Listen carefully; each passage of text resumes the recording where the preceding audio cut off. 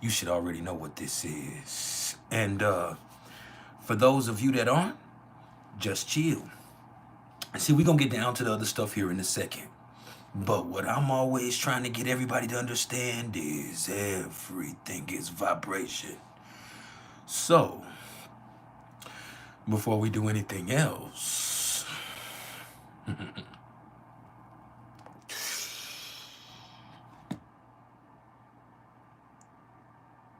just vibe.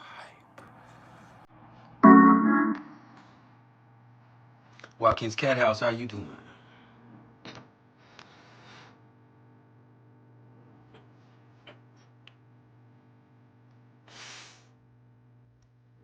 Just vibe. I'm blessed.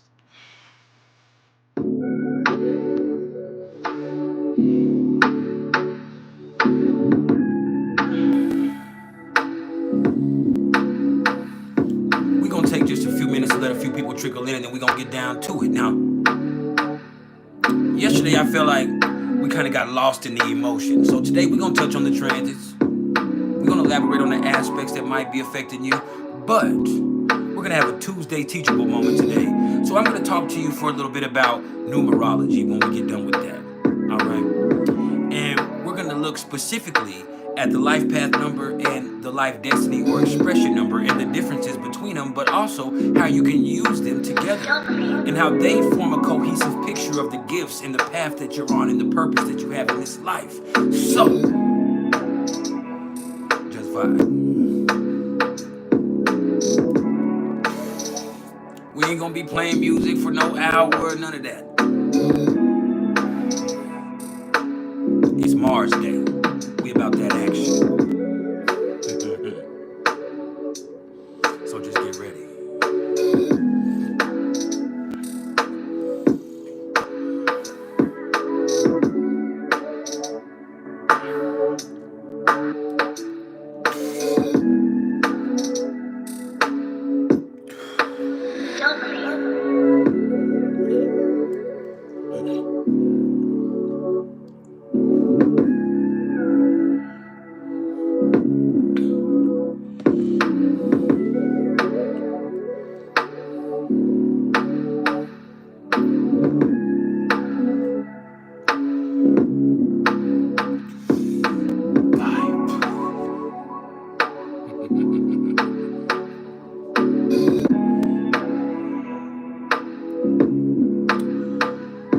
Make sure y'all hit the like button as you come in the door.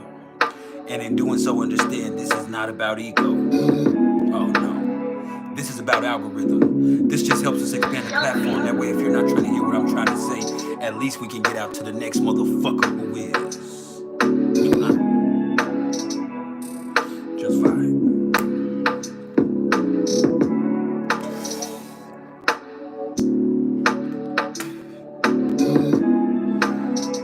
And if you're trying to get fly like this, I need you to go check out thefreshandfitted.com and then go to the highly underrated clothing company. Yeah. Shout out to them.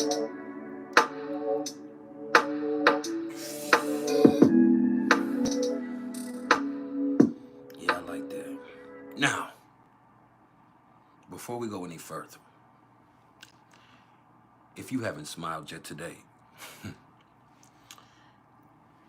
now would be the perfect time to do so. And if you can't find a smile for yourself, please, just allow me to be the smile on your face. Because at the end of the day, all I am is the smile on your face. All I am is the motherfucking vibe.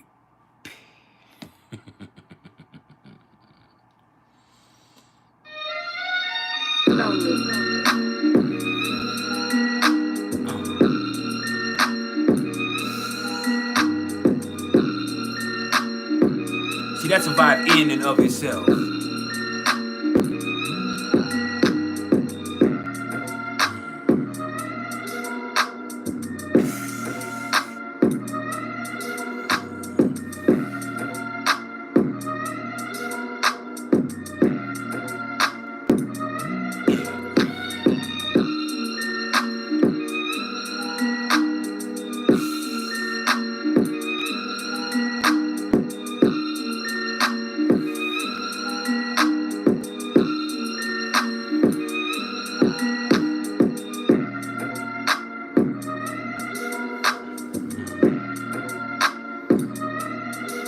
something about that right there that hits you right where it should.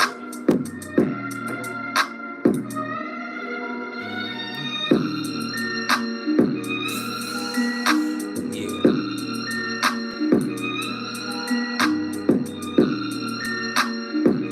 What's up, Tina?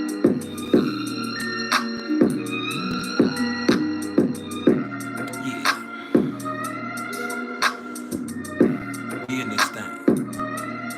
I'm talking about like a long ding-a-ling. Just fine.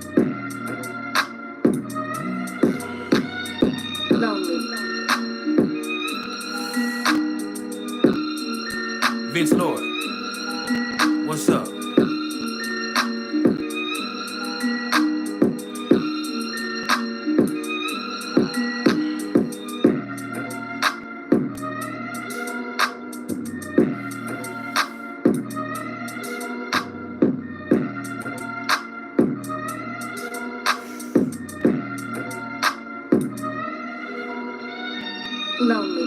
Man, that right there has such a vibe to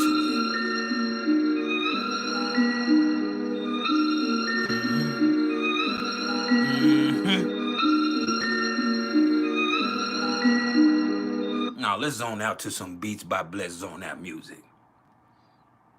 Let's go to the other vibe. Let me talk to you about your feelings. Matter of fact, no, let me hear this. I don't even think I've heard this. I think this is called In My Feelings by Beats by Bless Zone Out music.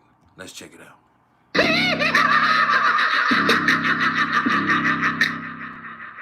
Perfect.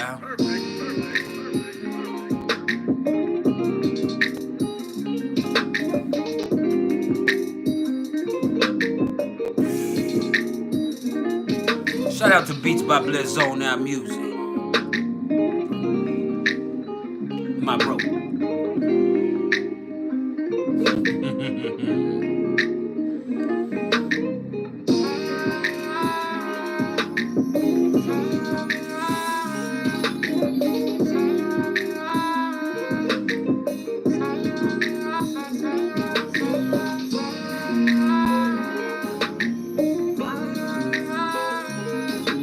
It has like a different vibe to it, don't it?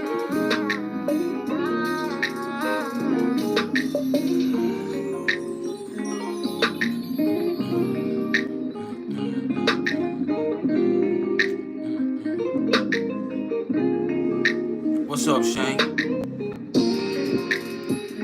What it was?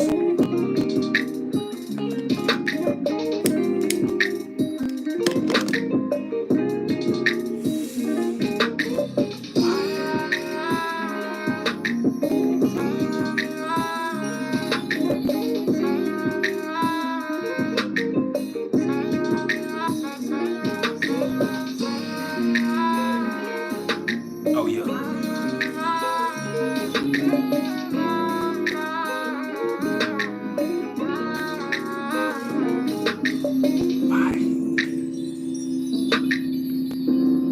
Oh, that part right there, Beats.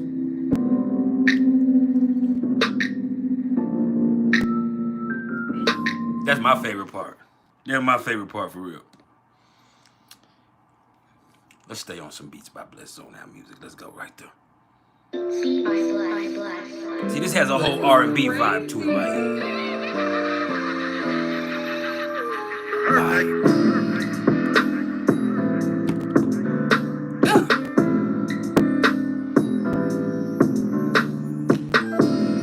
That's my type of shit, man.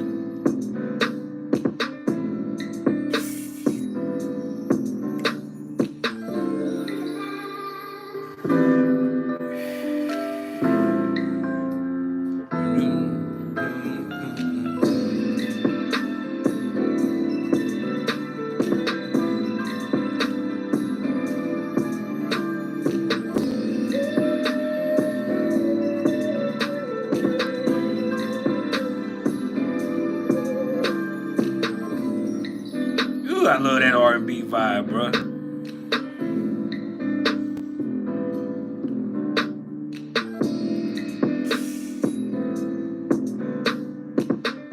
Nancy, how you doing?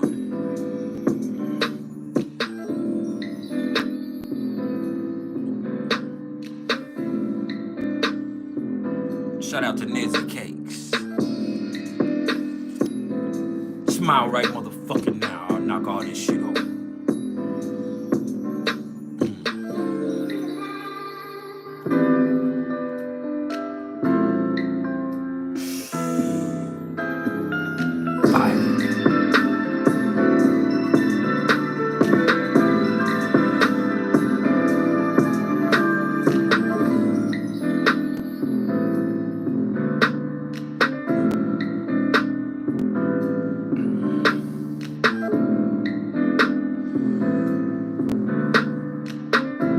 GTA, what's up, fam? How you doing?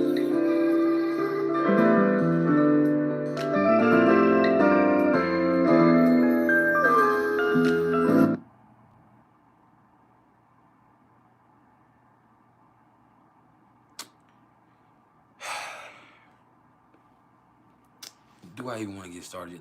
Before I get started, let me put you up on game. See, some of y'all already talking reckless. This right here is priceless knowledge of self.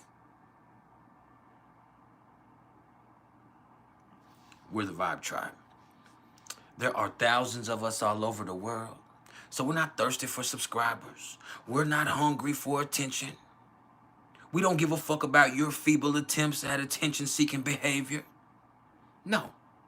We're here to raise this vibration with knowledge and information. So if we were talking anything about gangs, we were talking about that in the past tense. See, we're going to talk about astrology and numerology and all types of stuff that help you understand yourself and energy better and thus raise your vibration. If you came here for knowledge of self, you came to the right place. Now, if you came here to bump your gums or spread negativity, you're just going to out yourself. See, as I just said, we have a vibration to maintain. And as soon as you show yourself as being opposing that, either myself or one of my constituents, meaning my moderators, and there's lots of them. Oh, there's lots of them. None of them can be here at the same time because there's too many. All right. We're going to ban you immediately. I'm talking about exile you expeditiously. And it has nothing to do with hate. That's just what you're doing. You took the time to type that hateful ass bullshit, and that's on you. That's the energy that you just expelled. But what that does is get you expelled. You'll be able to observe. You just won't be able to be a part of this, nor should you be. You understand? So, that's what that is. Before I dismiss Mr. Kirby that's here in my comments, please let him know where he's at. This has been the thing for years. You understand, brother? For years. For years. We've been doing this for years. We've been turning people onto themselves for years.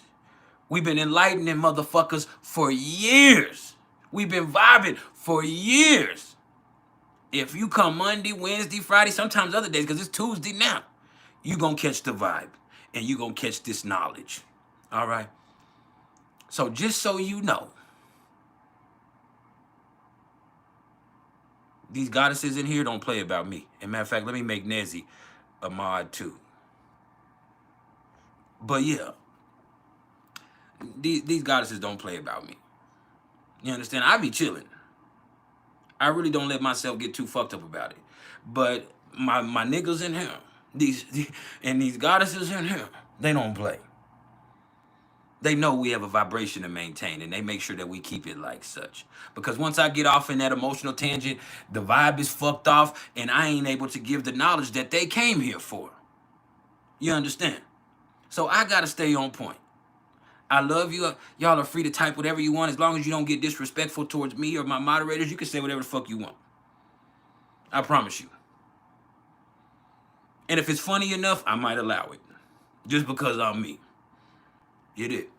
But other than that, what's about to happen is just in a few minutes, probably about 5 minutes, 10 minutes at the most, I'm going to start talking about what's going on astrologically. That means I'm going to touch on each placement in transit. Where the sun is, where the moon is, where Mercury is, where Venus is, where Mars is, where Jupiter is, where Saturn is, where Uranus is, where Neptune is, where Pluto is, where Chiron is, where the black moon Lilith happens to be, where the nodes are. And then after that, I'm going to teach you a little bit about numerology. We're going to talk about life paths. And a lot of people are aware of their life path number, but are you aware of what a life path means? See, some people get it muddled. And then we're going to look at the life destiny or expression number. Because whether a lot of people know that or not, there are similarities between the two, and they actually go together. All right. And so you help them complement each other, and you access the gifts that you have and develop a better understanding of yourself. That way, when you get yourself into jams, you understand the path you're on. See, when you're on a certain path, you can never be afraid to take an alternate route. Sometimes you got to get where you're going, right? Sometimes you got to get off the motherfucking freeway. You got to take the access road. Sometimes you got to find an alternate route. Sometimes you got to avoid highways. You got to take the back road. Do you understand? So what I need you to do is just chill. I need you to hit the like button if you haven't hit the like button yet. I know. Fucked up teeth and all, I'm finer than a motherfucker. Just get that out of your system right now. I know some of y'all here, we gonna get that out of your system. And humility, obviously, isn't my strong suit. So we get that out the way, all right? Sometimes I be in here half-ass naked. I have no clothes on, no shirt. I be in here. Sometimes I don't have any pants on, and I can't stand up the whole time because I just have a shirt on because I'm working from home. But yeah, it be like that. So, just chill, all right? Do we want to vibe a little bit more? Or do we want to get into it? Because we actually have a lot we can do.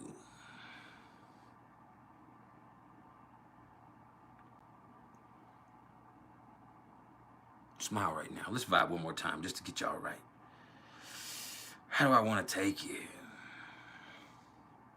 Let's go here. Since we on that R&B type vibe, let's go right here. I call this She Knows. Ain't it sound like it's saying, she knows?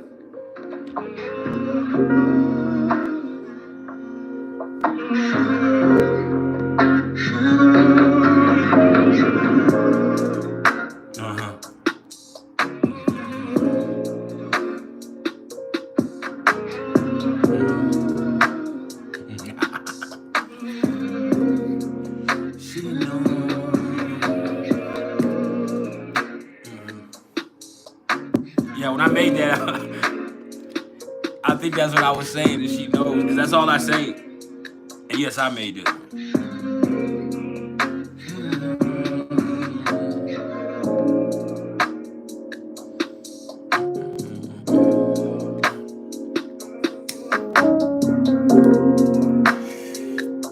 That actually is, as sad as it is, that's a Drake sample in the bottom in there.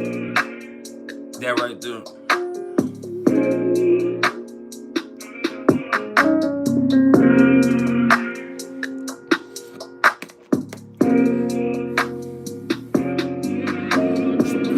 Sports kid. What's up, fam?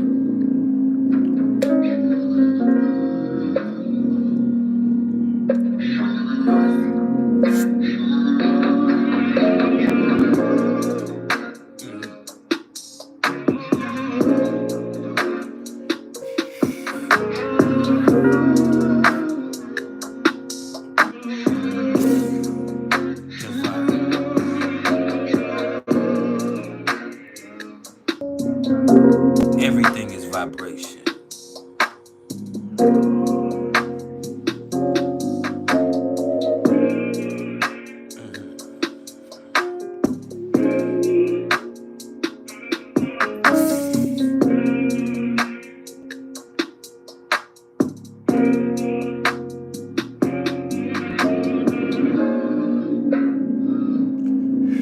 That's a vibe, ain't it? Let that vibe seep in.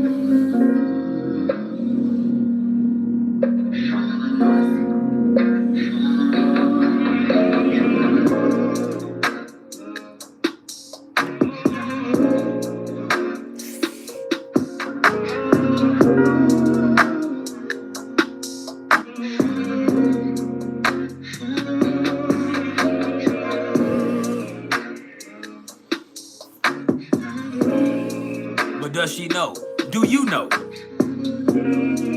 Do you always know? Do you use that woman's intuition to tune into the situation? You might not know what's going on, but you know something's going on. You can feel it. Yeah.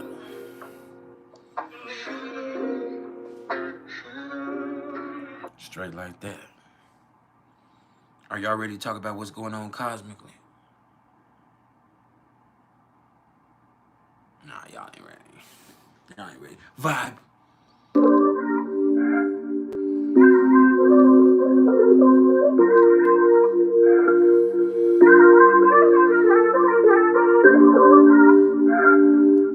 So that's that R&B vibe too.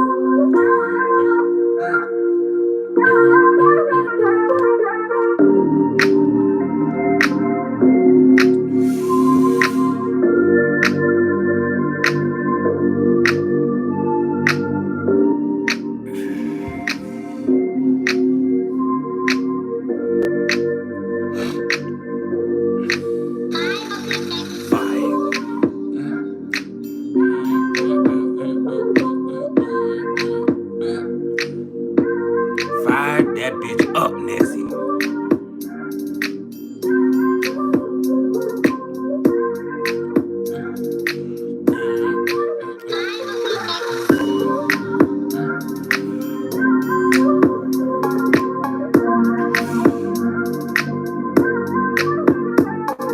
What's up, Anthony?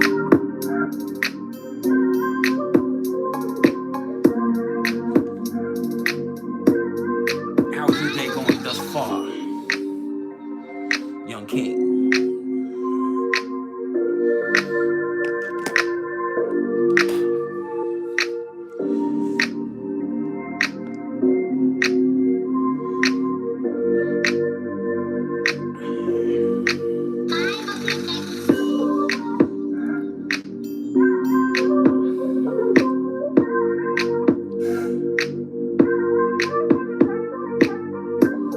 I'm blessed, bro.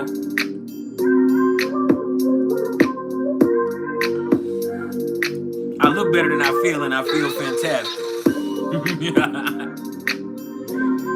I'm just playing. I'm just playing.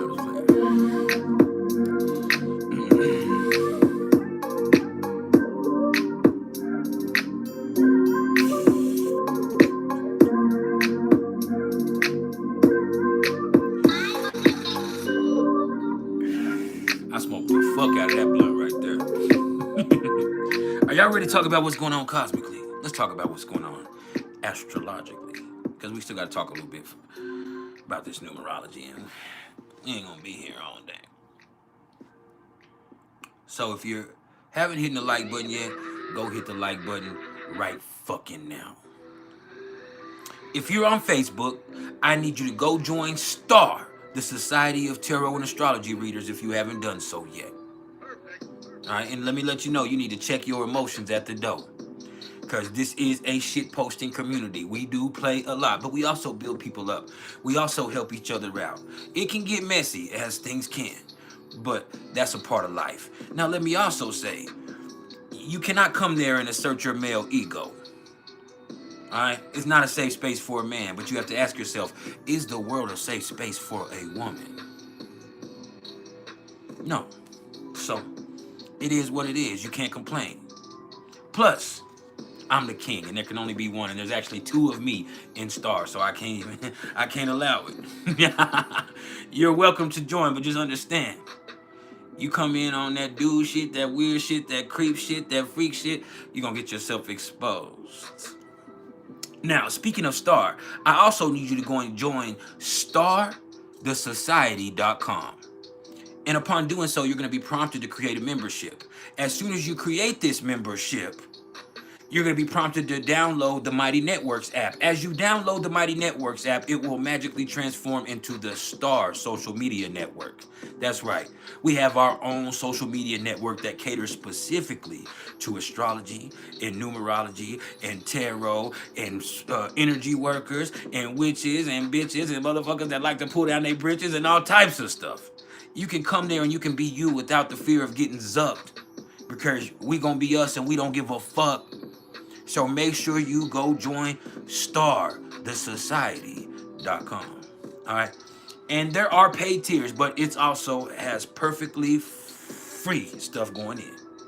So make sure you go fuck with us over there. All right. And make sure y'all go check out Blue Aliens too. That's www.blu3aliens.com. But yeah.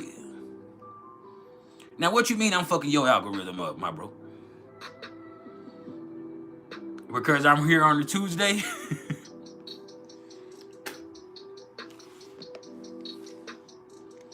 You can't be doing the same shit all the time, man.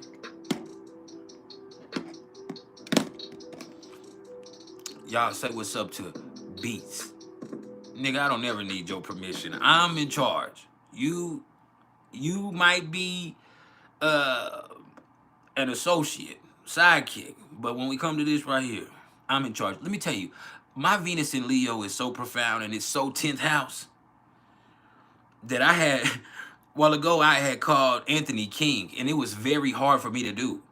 Like, that's something I don't say to people. I don't be calling other motherfuckers king. And so it is. William E.A., you said, I am not the guy that I think I am. Well, here's the thing. Who do you think I am? Well, they already got you. But who do you think I am? Because I'm only me. And you projection those things onto me is a problem that you have with yourself.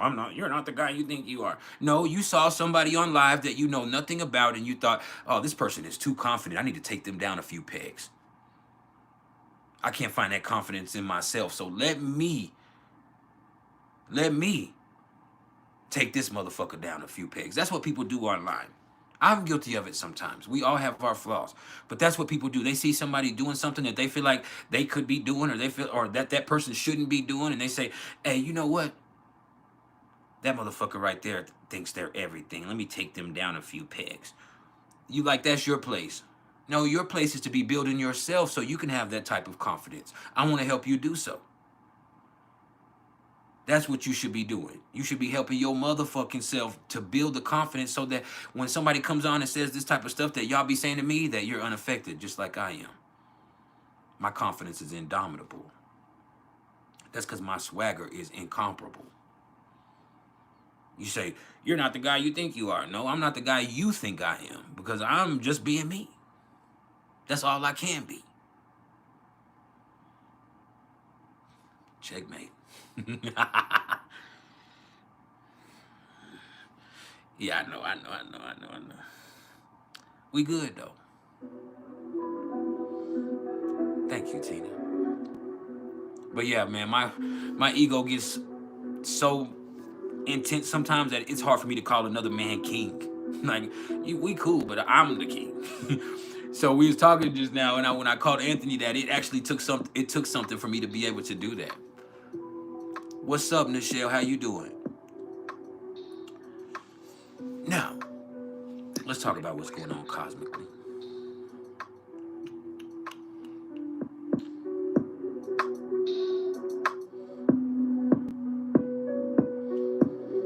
Yeah.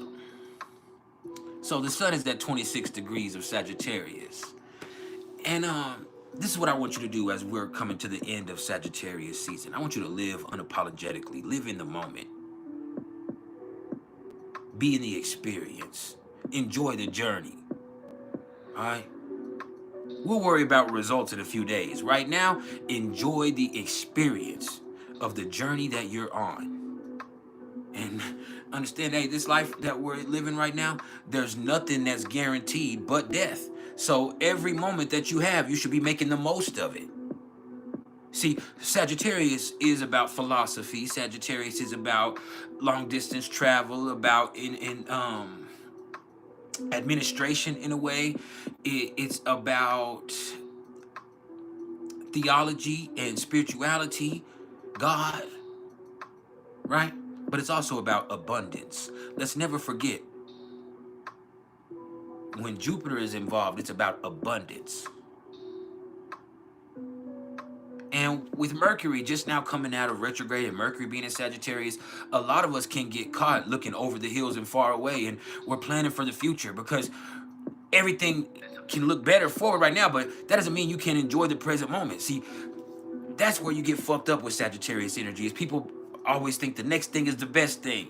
The next thing is the best thing. And that's a great mindset to have in certain instances. But you also can't lose sight of the present moment and understand right now is fucking awesome too. And that's really all that's guaranteed to you. That's all you fucking got is right now.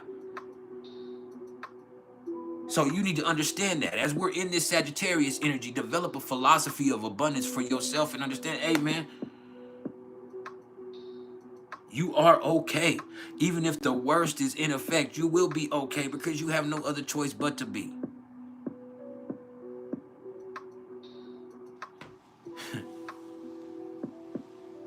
Yeah, man.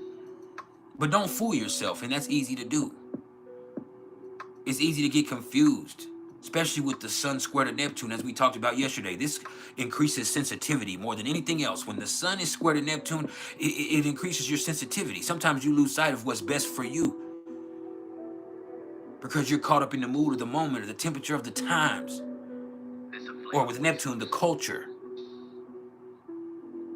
You're so caught up in what the culture has going on, and you're sensitive to that, whether you know that or not. That you lose sight of your own personal journey, your own personal thing that you're doing for you. Fuck that. Damn, son, where'd you find this? You can't get caught up trying to keep up with the Joneses. You just need to fuck with Mr. Turner. Ironically, I say that, but that was my mama's last name. That was my stepdad's last name was Jones. But yeah, man. With the sun square to Neptune, that increases sensitivity. But that doesn't mean that you have to let yourself get confused. That means just tune in. You're so sensitive to things, tune in. Tune in and then let your feelings be your guide. It's real easy for you to be caught up in some bullshit. It's real easy for you to fool your motherfucking self because you're worried about what's going on with everything else and everybody else when you just need to tune in. The answers inside of you are there. The main line to the divine resides inside of you. You just got to tune in.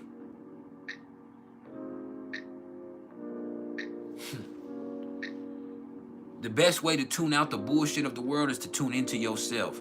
Never forget that spirituality is an inner journey, and this is Sagittarius and Pisces. We get so caught up in these fads and this culture that we've created. Some of us, even myself, I've realized in the last few days, like, because I am a businessman, because I have Mars in Capricorn, a lot of the times I get so caught up in the industry that I forget about what I'm doing here as far as helping people and being a light in the world. I know some people come to me for that and they be like, oh yeah, but there's other times where I start worrying about money and I start stressing about what I don't have and what I need to do to make my business flourish. When the whole point of this in the first place was just to help people, and the business comes along with it because I have the natural charisma, I have the gifts, I have the knowledge. And so when I start worrying about the money, it takes away from my vibe. It starts being like, oh, bro, you're tripping. And so I do that. And so for me, I have to get back and understand that just because I am able to make money doing this doesn't mean it has to be about the money. That is a blessing because there are a lot of astrologers and numerologists that are trying to get their business off the ground, but they struggle. Now, I was blessed that I was able to build a community. I'm blessed that I'm able to be a part of another community, not just this one that we have built, but also with Star, and the opportunities that Joe Ali and Tanya and them have afforded me by placing me in charge of their platform while they take care of their network. And so all of the stuff that they've done and all of the stuff that I've done for myself, I sometimes lose sight of the fact that, hey man, it's all still about helping people understand things. And yes, you get paid for it. And yes, it is an industry. And yes, you have bills to pay. Yes, you have kids.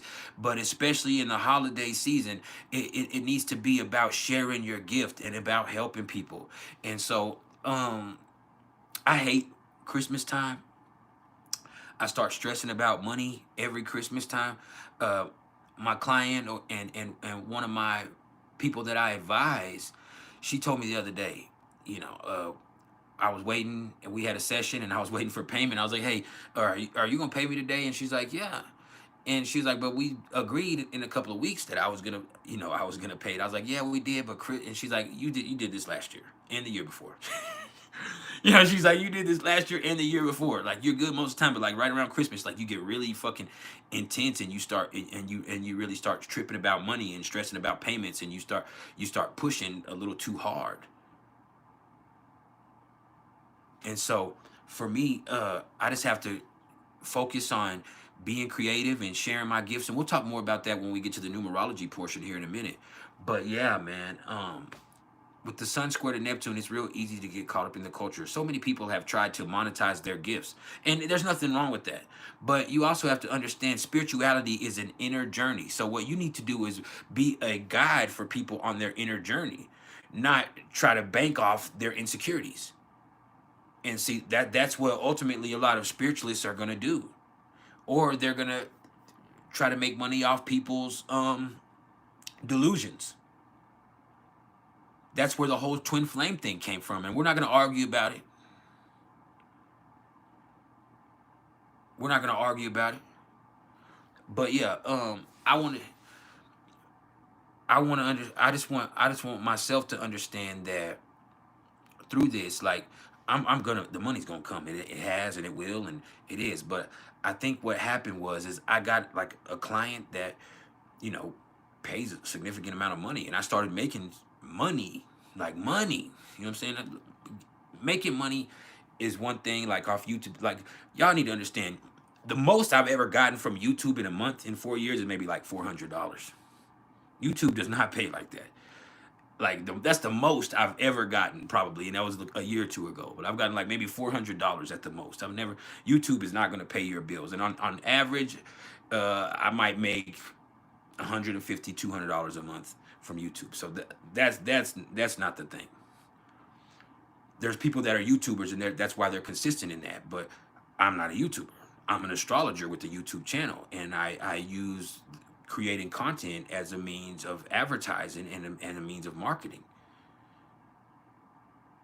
but also as a way to me to share, because I happen to have that type of charisma that can do this. But it's just like right now, spirituality has become such a fad. The world is such a place that a lot of people forget about what's going on inside of them. So we're going to be sensitive to things. The way that the world is, you're going to be sensitive to that in one way or the other. It's either going to piss you off or it's going to scare you. There's going to be things that happen that make you sensitive, especially right now in these next few days. But that's not a weakness. And if you allow it to be a weakness, that immediately limits you. When you look at your sensitivity as a weakness, it immediately limits you. I was just playing about this in Star earlier today, but I was talking about me crying yesterday, but I was also looking at my horoscope this morning, right? And I just happened to glance across it because I was looking at the placements, and I was writing down where everything is placed as I was looking. And it gives you a brief little thing about your horoscope. And as I looked into it, my horoscope said something at the end about trust your sensitive nature. And I immediately got pissed off, y'all. That's how I know I'm a Cancer for real. But I immediately got pissed off, like, what the fuck is this shit, like, sensitive? And I mean, it wasn't talking to me. It was just talking in general to at that point, to a certain aspect that I have going on. And it wasn't even talking about being a Cancer. I think it was talking about Mars being square to Pluto for me right now. This Mars retrograde being square to my natal Pluto, and then having Pluto opposite my Mercury, and Pluto square to my Pluto. And so I have so much aspect in my Pluto. It's just like, don't get caught up in the bullshit. Trust your sensitive nature right now. And instead of taking that message and receiving it properly, I got in my own way. I was so sensitive to the situation. I took that shit and I got pissed off at me. Like, what the fuck you mean sensitive? And instead of me taking the message and thinking about it and thinking, well, maybe this is, which it was a great message. That shit just agitated the fuck out of me. Like, bitch, what the fuck you mean sensitive? Like, you know what I'm saying? Like, that shit aggravated me for a minute. Like, these stupid ass apps. That's stupid doesn't mean like I should never be looking at no fucking app anyway. I'm a professional. I never even should have paid attention to this stupid shit. They don't know what the fuck they're talking about, this computer generated shit. You know what I'm saying? I immediately just went off for about 5 minutes, and then I caught myself like, bro, you're being too sensitive. And so what you need to do is ask yourself why. Ask yourself why. And so when things are making you too sensitive and they're affecting you, even if you want to take it away from the universal effect, when you look at the sun square to Neptune, you might need to ask why you're sensitive to a situation. If something does affect you, ask why it affects you and why it doesn't affect everybody. Why is this something that bothers you? You understand? When you see behaviors that bother you and other people right now, and you're sensitive to that, you might need to reflect and ask yourself, why do those behaviors bother you so much?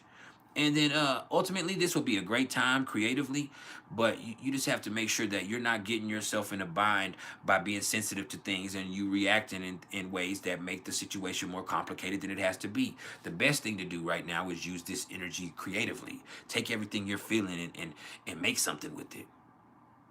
And when people think creatively, they automatically think of painting or singing or writing music. Or no, there's all types of things you can do creatively. All right, people get things so twisted because they want things to fit into a box of what their expectations are, and you can't do that to yourself.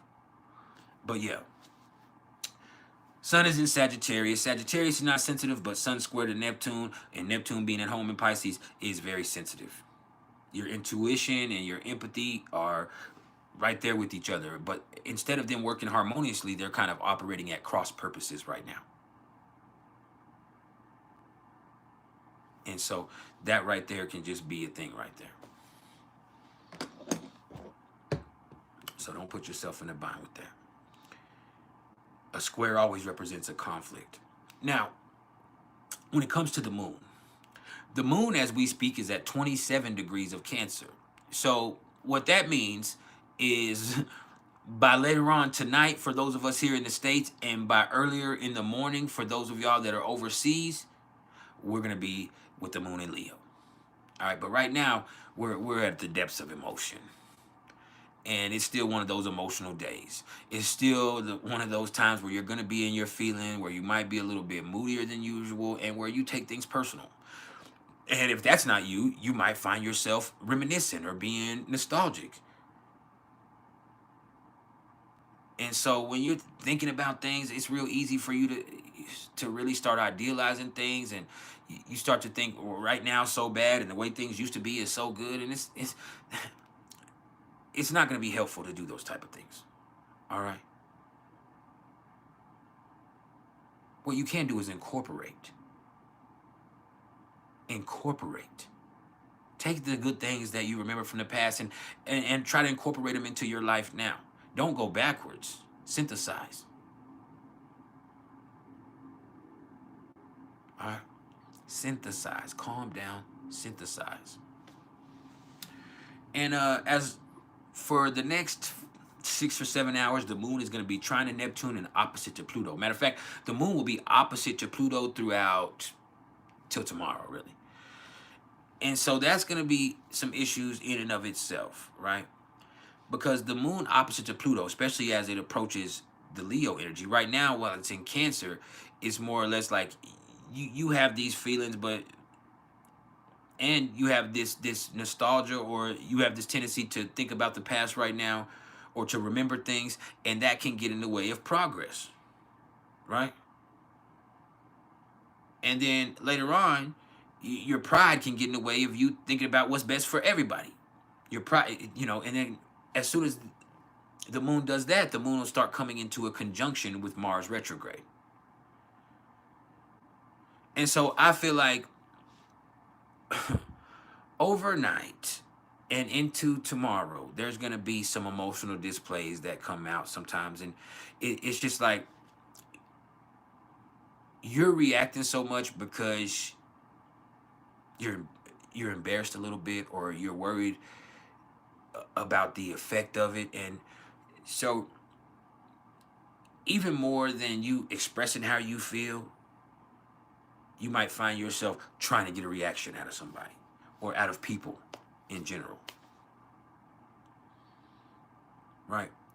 There's this concept that we learned in treatment back in the day that's called emotions as control. You have sex as control. You have power as control. You have emotions as control. And some people would say, well, that's just a form of emotional manipulation. Yes, it is, but this is a certain branch of emotional manipulation. And so when you're in Cancer, when you're so sensitive to everything, sometimes you make people have to tiptoe around your feelings.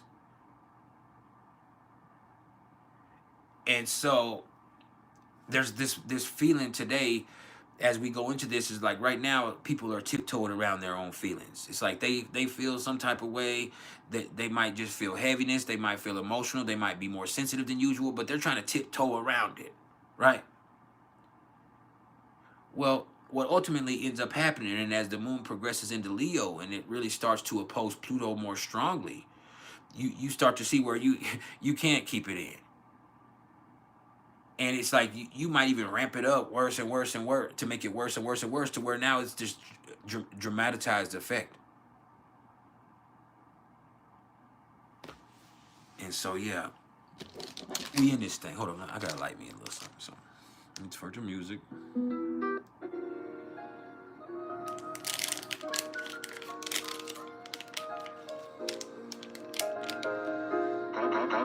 I haven't been playing music as much because I need all my money.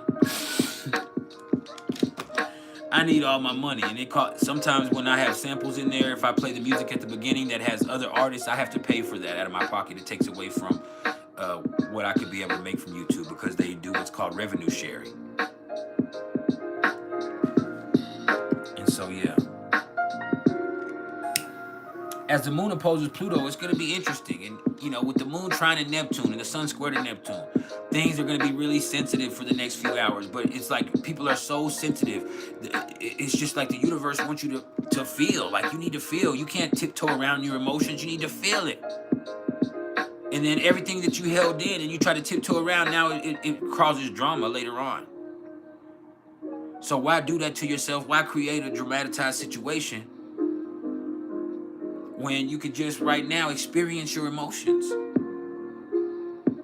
Then the Leo moon can be great. Leo moon is not a negative placement, but when it comes with the moon trying to Neptune, the sun square to Neptune, and the moon opposite to Pluto, there can be some things that cause issues for us.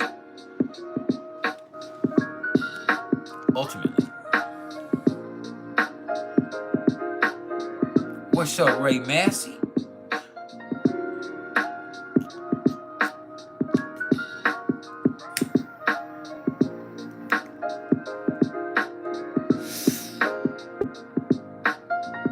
Anyway, but yeah, that's what the moon is doing. The moon trying to Neptune is great creatively. It's like you taking your emotions and you employ them in a way. Or it's like you're so fucking emotional that the most natural thing for you to do is just fucking cry. Fucking cry. Cry, because it feels like if you don't cry, you might die. That's the moon trying to Neptune. It's automatic, and this is a water trine. A sextile involves a synthesis. It's two things that are working together. A trine is happening. You see how that works? Some things you have to work together. You have to work with it, and it can be amazing once you start working with it. Once you can synthesize these two things that aren't exactly the same, but you can utilize them together, you can be a bad motherfucker.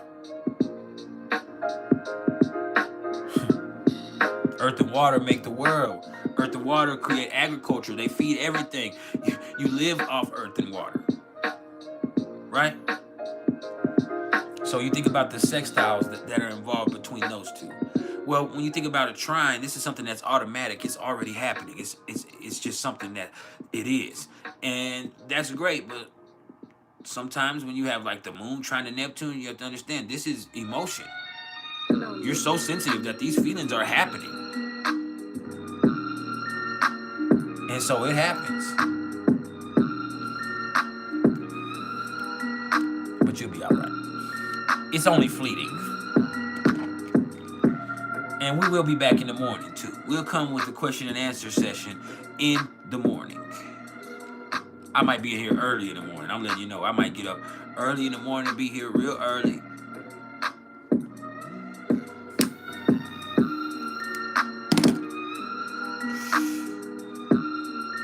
Might come in my pajamas.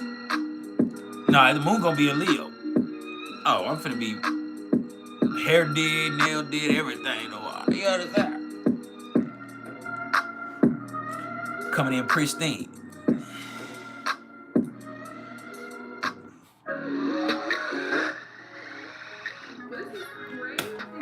Now, let's talk about Mercury.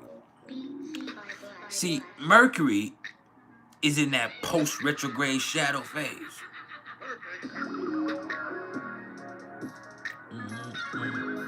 Look at that. At 6 degrees of Sagittarius. So what that means is people still gonna be just a little clumsy. Things gonna feel just a little off. Motherfuckers might be just a little too blunt. Like yesterday, I was talking to my lady, and I was like, man, she got a fucking attitude. And she really didn't have an attitude, but she kind of did. You get what I'm saying? It's just the way she was saying it. I had to tell her, like, you don't really have it, but it's the way you're saying shit. She's like, I don't have no fucking attitude. I was like, but it's the way you're saying shit. And she's like, I'm just saying it how the fuck it is. And I was like, but it's the way you're saying shit that I'm not liking right now. It's the way you saying shit that seems real super fucking aggressive and disrespectful.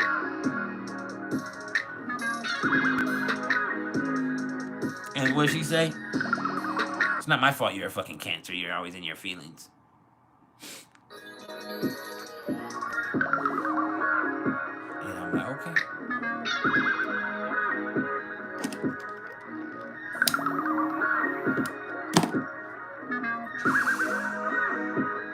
Yeah. I'm like, okay, well, bend over this cabinet. I'm finna give you something you can feel. Yeah. Touch your motherfucking kidney.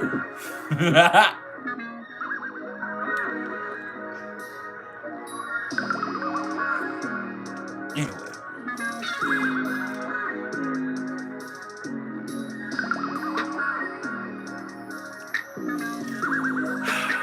Y'all nasty.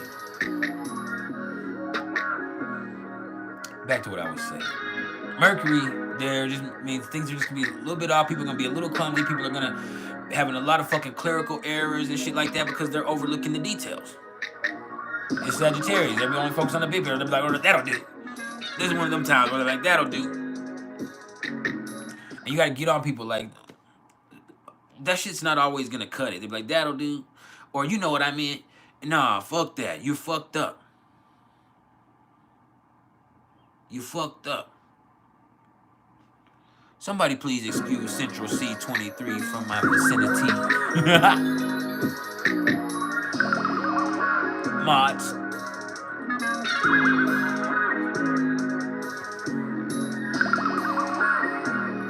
Dismiss this motherfucker.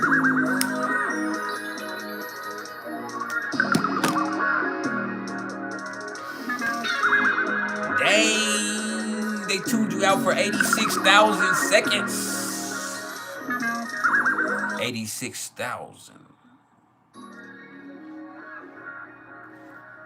Anyway, but yeah. See, I'm just gonna be honest. Like, this right here, just like where shit is still gonna be like seeming aggressive or like people are being rude. They're rude. Be alright. You yourself gonna be kind of rude.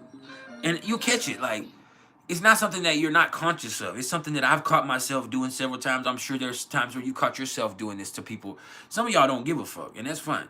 But I'll just catch myself and be like, man, that was kind of rude. You know, I had a situation the other day, hell, in Star. I ain't gonna say who it is, but me and a dude. It was a dude, and I'm not really gonna be sparing a lot of dudes in Star anyway. I'll make sure that I'm extra respectful to the ladies. I'll tone myself down. For most of the dudes, I won't though. It takes a certain amount of profound respect, right? But anyway, we're talking a situation, and like he jumped in my conversation. Let's just say it like this: he jumped in my motherfucking conversation. I was talking to somebody else. He jumped in my conversation. He did it once. I said something to him, and then in a whole different post, I was talking to somebody else. He jumped in my conversation again. So I viciously told him about himself. Like, hey, bro, you a fucking hater. Stay out of my fucking conversations. I wasn't talking to you. I play with them. And I was very blunt, but I stuttered a lot of times right there. But I felt bad about it later on, pardon me. But it's just like, in that moment, like I just told him, like, bro, I don't fuck with you like that. Like, I don't have a problem with you, but I don't know you like that. I don't fuck with you like that. I don't play with you like that. I'm playing with them. So when you jump on my post that I'm playing with somebody else and then you get offended, like that's on you. Like, I don't play with you like that. So, and some people don't understand that. They look at social media and they think, well, everything's a free country and you can comment. Yes, you can, but that means I can reply accordingly. And so it's just like, bro, you jumped in my conversation. So I'm telling your ass now, stop jumping in my conversations. I wasn't talking to you. We are not friends. And I don't have a problem with them. But when you say that, it implies that you have a problem with them. When you tell somebody, hey, bro, we are not friends. I don't fuck with you like that. Like, I understand retrospectively that I probably should have said it a different way. Because next thing you know, like, so and so left. They just left the group.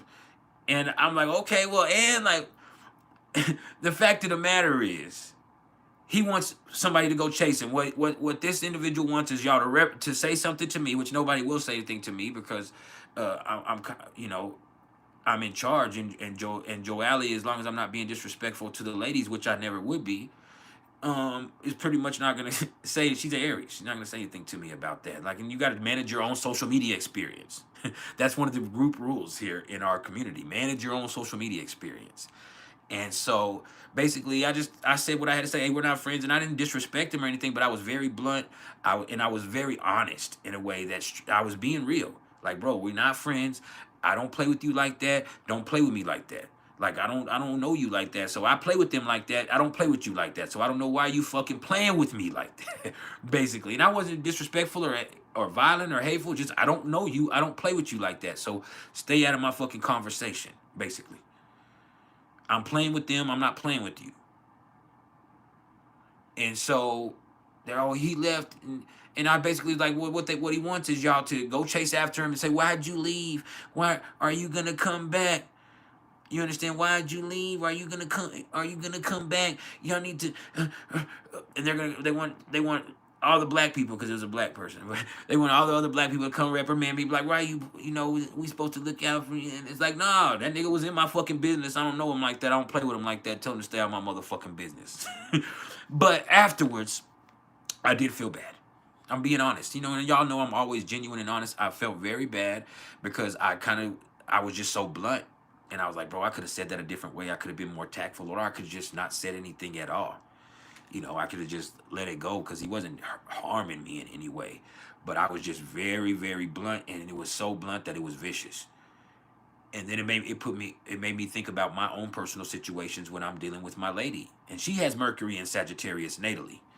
And so there's times where she'll be fucking rude. I'll be like, man, you're fucking rude. Like, why are you being so fucking hateful? Like, and she'd be like, I'm not fucking being hateful. That's just what it is. And she's a Capricorn with that Mercury. Those are the most vicious people. A Capricorn with Mercury and Sagittarius is one of the most vicious motherfuckers. One day we're going to look at the most vicious combinations and shit like that. But, yeah, I just like, I went a little too hard, and I do that. Once I do that, like, I'm very aware of my pompous behavior, and I need to correct that. That shit's not fitting to what I try to do spiritually to help people and how much love I have. I'm so full of love, but being a Cancer, as I'm sure Nezzy and all the rest of y'all Cancers know, it's like sometimes you're like, you don't want people taking that for a weakness sometimes, or it's just like you're just automatically crabby kind of in a way. You're kind of automatically have an attitude, and you will help anybody, but you don't want anybody to take advantage of that. You love everybody, but you don't want that to be taken advantage of. It's something that you build up inside of yourself as a defense mechanism, and it makes perfect sense with the claws and the shell and what the Cancer archetype is. But it's just like, don't play with me like that. You understand? Because really, I'm a very sensitive person. Really, as y'all know, I care a fucking lot. Yes, I can have an attitude and I can trip out, and I'm cocky than a motherfucker, but I'm also very sensitive. I'm very understanding, and I'm full of love. But it's just like, man, I caught myself with that retrograde. And I always tell y'all about what happens in real life because I want y'all to be able to relate these placements to real life. And so, yeah, I just caught myself in a really awkward position to where I was like, bro, you could have said that differently. And But there's also a small piece of me, my Aries North Node, that's like, nah, say that shit. You know, there's different parts, because that's a part of my journey. Is like, nah, my Aries North Node in my 7th house, like, nah, you don't like that motherfucker for real. You need to stop being fake, because you have that Libra South Node in the 1st house. And you got a Libra rising. You ain't got to play nice all the time. Like, sometimes if you don't like somebody, just let it be known you don't like them. You don't fuck with them. And instead of playing nice and really not really cutting for people, and then being frustrated with yourself because you're around people that you don't really care for, no, let motherfuckers know what it really is. And so there was just something inside of me that felt really bad. It should have been more tactful, but there was also that Aries North Node that was like, nah, motherfucker, you meant that shit. You said that shit. You meant that shit. Fuck that nigga. And I mean, that's a part of life and learning. You know, that it really is. Like, people get caught up in thinking your spiritual journey is all love and light. No, there's shadow parts of yourself that you have to address. And then when you look at somebody who has like a Libra South Node, like myself, and the South Node is in Libra right now in transit, you see somebody who's like, man, you're always being polite and nice, but you ain't really like that. And it's actually fake as fuck. You smile at everybody, but you don't like nobody. You're always smiling, but you don't like anybody. And but you want to be polite and all that shit. Sometimes you just need to be straight up and be for real, and you'll have more honest and more genuine relationships because there's no fucking pretense. And see, that's a part of that whole axis. Like, you want to have better relationships with people, just be straight up.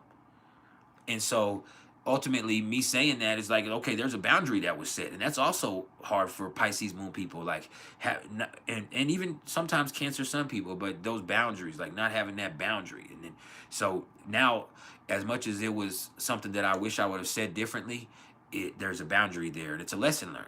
That's another thing with Sagittarius. When you're dealing with Mercury and the sun, there's lessons learned in this mix. When you look back at this Mercury retrograde, yeah, you learn not to take shortcuts. You learn to do things the right way. You learn to just do it. My son was doing too much. It was funny. The last day of Mercury retrograde, he's standing in the kitchen, my 14-year-old son. He has this balloon that has something in it. I don't know what it is, but he's talking to his brothers, and he just goes, wow, and just hit it on the cake. He got too excited, and he wouldn't even do it on purpose. I was watching. I was standing right across from him. And he just, wow, hit that bitch on the motherfucking, on the cabinet, and just whatever was in that balloon, which was some type of white shit, went everywhere. It went all over the kitchen. It went all over him. It went all over his brother, in his brother's face. And I know he was scared he was about to get clobbered. It went all over my floor. It went all over my computer. That shit went everywhere. Thank you, Brooklyn Elaine. But yeah, that shit went everywhere. And in the process of that, it's not a big deal. It's a small Mercury retrograde thing, but it's just like, bro, you need to pay attention to what the fuck you're doing. You was doing too much. And after that, lesson learned. And that's kind of what it is. You know, sometimes we be doing too much. Sometimes we be rushing things. Sometimes we need to be tactful. Sometimes we need to be more attentive to detail, and that'll help us out. And sometimes when you try to do things the easy way all the time, or you just try to skim through things, you end up having to start over or do it right. And that's not helpful in any situation. And so, yeah, that's where we at with this.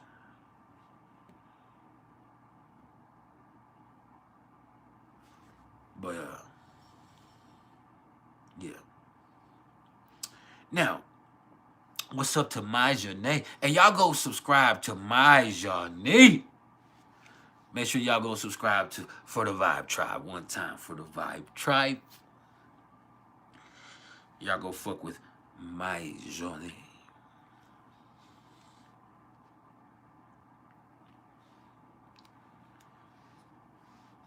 But yeah. What else? Mercury's trying to Mars too. Mercury is stationed right there, and Mars is not moving very much either. Mars is retrograde, but it hasn't really started moving within this retrograde very much. It's moved slightly since its station, because it was at 6 degrees and now it's at 5. But Mars hasn't really started getting that retrogression going.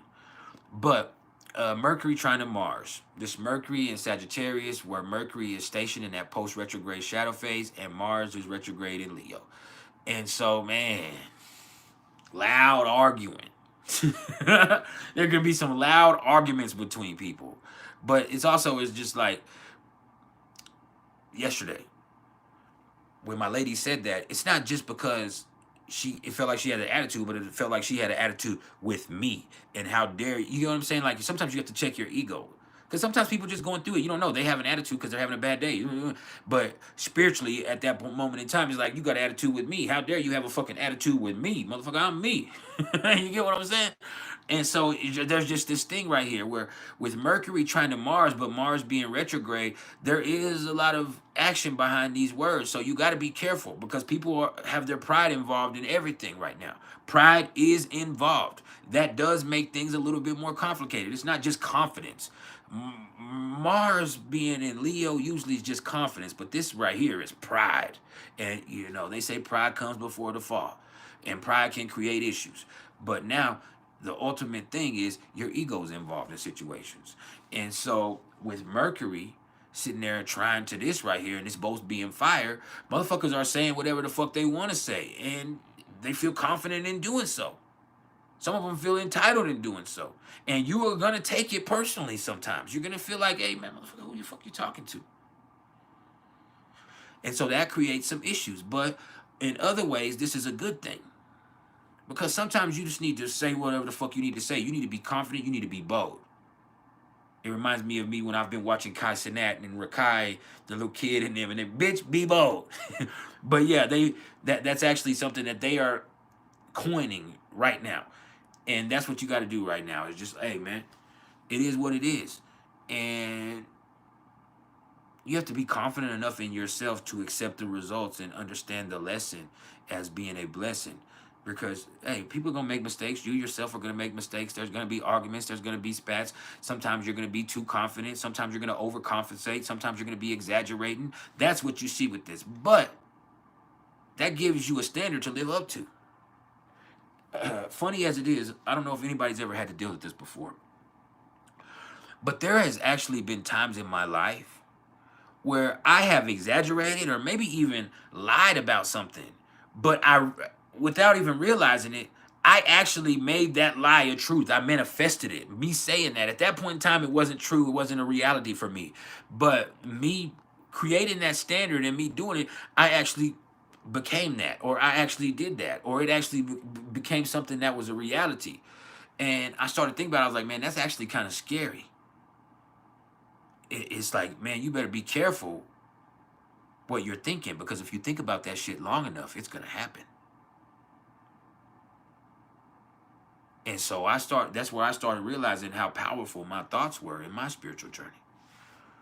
But yeah, Mercury's trying to Mars. This is Sagittarius. This is Leo.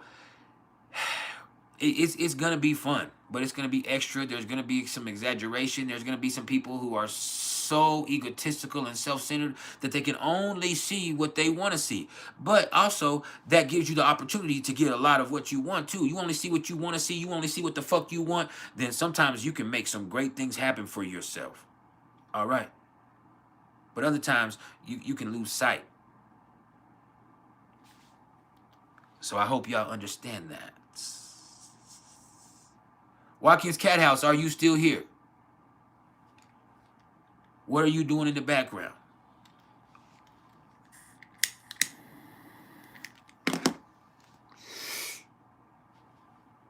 She disappeared for a bit. Sorry, you was doing your hair. If you don't shut up. Oh.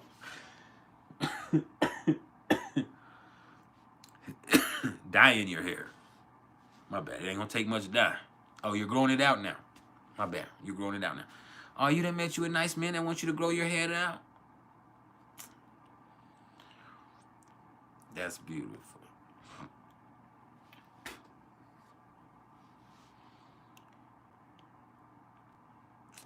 Proud of you, Tony. Now, look, she said Cancer man. I knew it was a nigga. I knew it. Y'all can't lie to me or hide from me.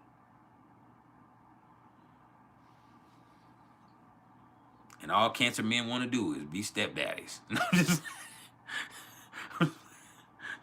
They really make the best ones, though, for real, though. But then they start doing some extra shit. I don't do it, but I know because I had one of my children. My daughter had another cancer dude that was like, bro, you're doing too much with my child. We're both cancer, so I understand it, but you're doing too much with my child. Like, that's my kind. That's my child.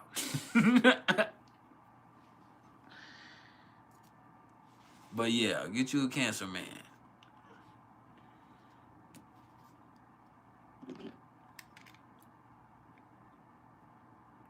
But on, why did my brain just mess up that whole song? Because, you know, the song is, Lord, I was born a rambling man. In my head, I just heard, Lord, I was born a cancer man. Man, that shit ain't right. I had to check myself real quick. Like, what the fuck going on with you? We don't give a fuck about that dude. First of all, we don't give... Let's just keep it real. We don't... The men in the comments that are my peoples, we love y'all this, but we don't give a fuck about them dudes. None of us give a fuck about them dudes. We don't want to hear about your dudes, your husbands, none of them. We don't give a fuck about your boyfriends. None of them. We don't. We don't. Unless you're willing to go look at them right now and just really take a good look at them and say, man, you'll never be Rodrigo. I'm just playing. unless you're gonna go look at that motherfucker and say, hey, you'll never be Rodrigo. We don't give a fuck. So don't mention your fucking men here. Fuck your dude. All of y'all. Nigga ain't me. Alright. Nah, for real though.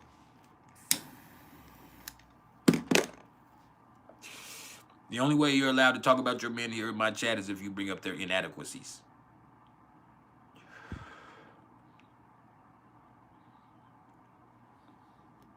You have to talk about all the ways in life that they come up short and all the ways in their life that they don't compare to me. I'm so stupid. But for real though.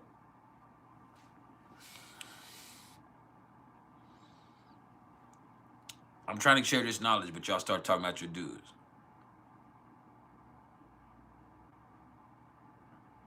You got this chain right here? That what's up, that what's up. I mean, there's a lot of these just, yeah.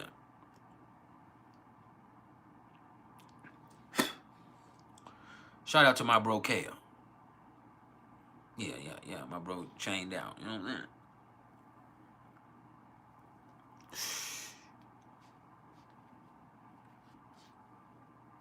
But yeah, let me get back to the transits.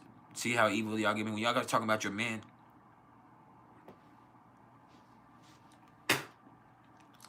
It just made me be like, wait, what the fuck? Bring up these fucking losers in my fucking chat. For real. The only thing they can have better than me is teeth and hair. Other than that, I'm killing them in every category. They can have better teeth, they can have better hair. They can be more humble. Other than that, I'm killing them in every category. Maybe taller. I ain't short, but maybe taller. I'm 5'11", 6 foot. With my boots on right now, I'm probably about 6 foot, 6.5. But really, I'm like 5'11 and a half, 5'11 and 3/4, just right there, right at 6 foot. If I had hair, I'd be the full 6 feet. Depends on what type of day I got, what type of stretcher you got, but I stay right about there.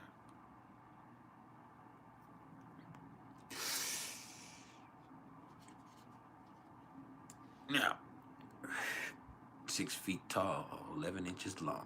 Anyway, yeah. Cushmaster.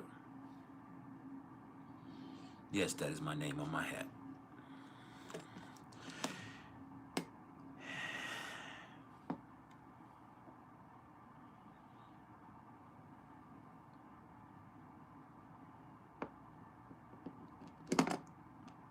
Me and my boy said we twinning.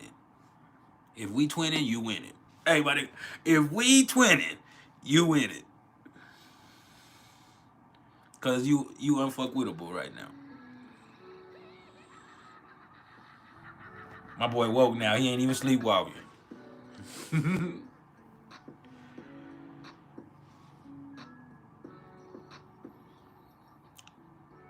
Majoni, you said, where's the moon feeling like a crybaby, or did I already go over that? The moon is in Cancer. That's why you feel like a crybaby. The moon is in Cancer. We talked about it yesterday. We talked about it already. But yeah, the moon is in Cancer. And then it's about to go into Leo. So you're gonna be a crybaby, and then you're gonna be throwing fits. It just gets worse. The moon is in Cancer. We got the moon going from Cancer to Leo within the next 5 hours. And so as it transitions from Cancer to Leo, your feelings are still there. They just become more dramatic. And then you might find yourself like, damn, is this how I really feel, or am I just tripping? You're probably just tripping, and you're trying to get a reaction from people. And at some point, you'd be like, I'm not even really. And it's just a whole fucking process. But yeah. Is that how you really fucking feel, or are you just pandering to an audience? It's best for you to experience your emotions right now, so you know. As the moon is in Cancer, you know. This is how you feel. As it shifts into Leo, that's where things might or might not be real. Sometimes it's just a show. Sometimes you just had to let a motherfucker know. Sometimes you just had to pop out and show niggas. No, we ain't going all of that.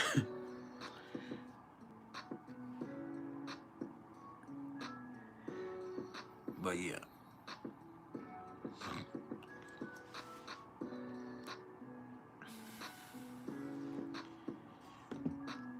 If you have scratched your ass and smelled your finger in the last 2 years, I need you to give me $2 on CashApp right now. I know some of y'all done did it.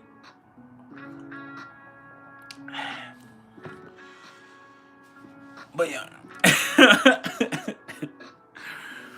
Oh, but for real, I played too much. Alright, for real though. I'm trying to get serious and tell y'all these transits. Majani.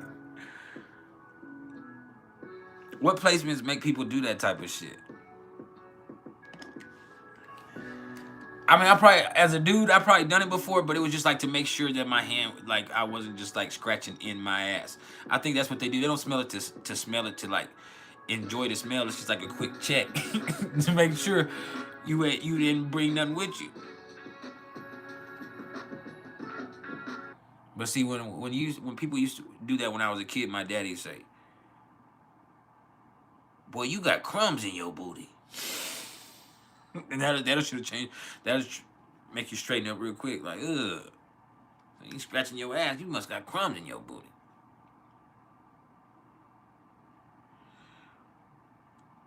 Hey, do be Aquarius. Hey, what? You know, even as an astrologer, sometimes you look at Aquarius like, why? Y'all can do long division, and y'all can do the PEMDAS and the BOVMAS method, but you motherfuckers cannot wipe your ass. You 27 years old, and you got that faint smell on you because you didn't wipe just right.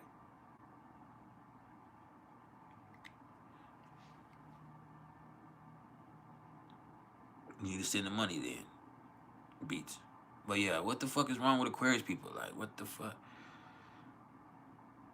House be nasty than a motherfucker. Not all of them, but some of them are neat freaks. You get that. There's one or the other, but house be nasty than a motherfucker. Your hygiene just ain't right. You know all of this smart stuff. You know how to put a car motor back together and all types of shit. But you cannot wipe your ass without using a whole roll of toilet paper, but still coming out smelling like shit. Like, what the fuck is wrong with y'all Aquarius people, man?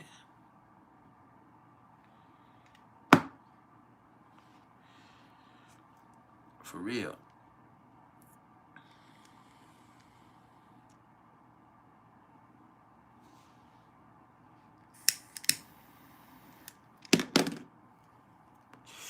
My Janice said they cavemen. My boy had an Aquarius moon. That nigga, he's a Cancer with Aquarius moon. That nigga he still is one of the nastiest niggas alive.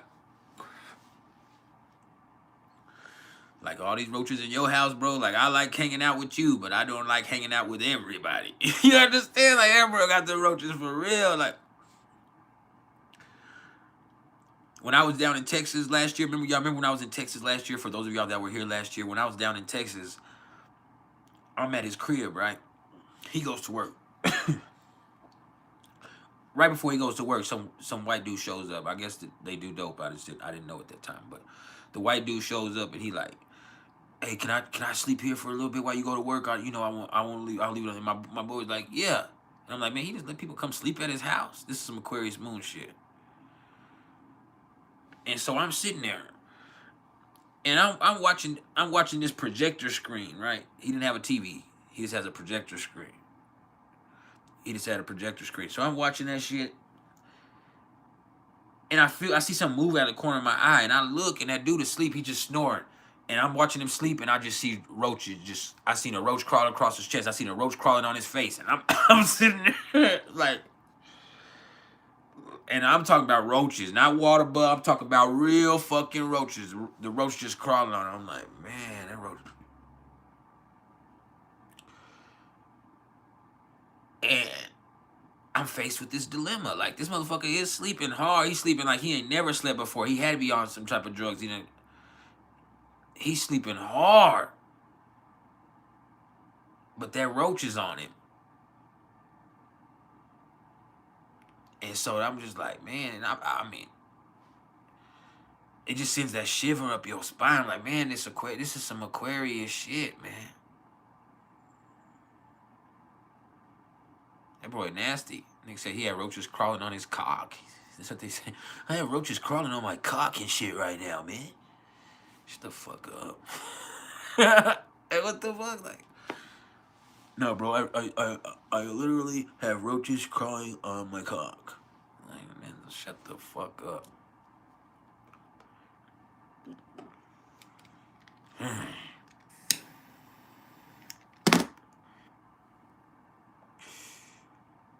That's an Aquarius thing, for real.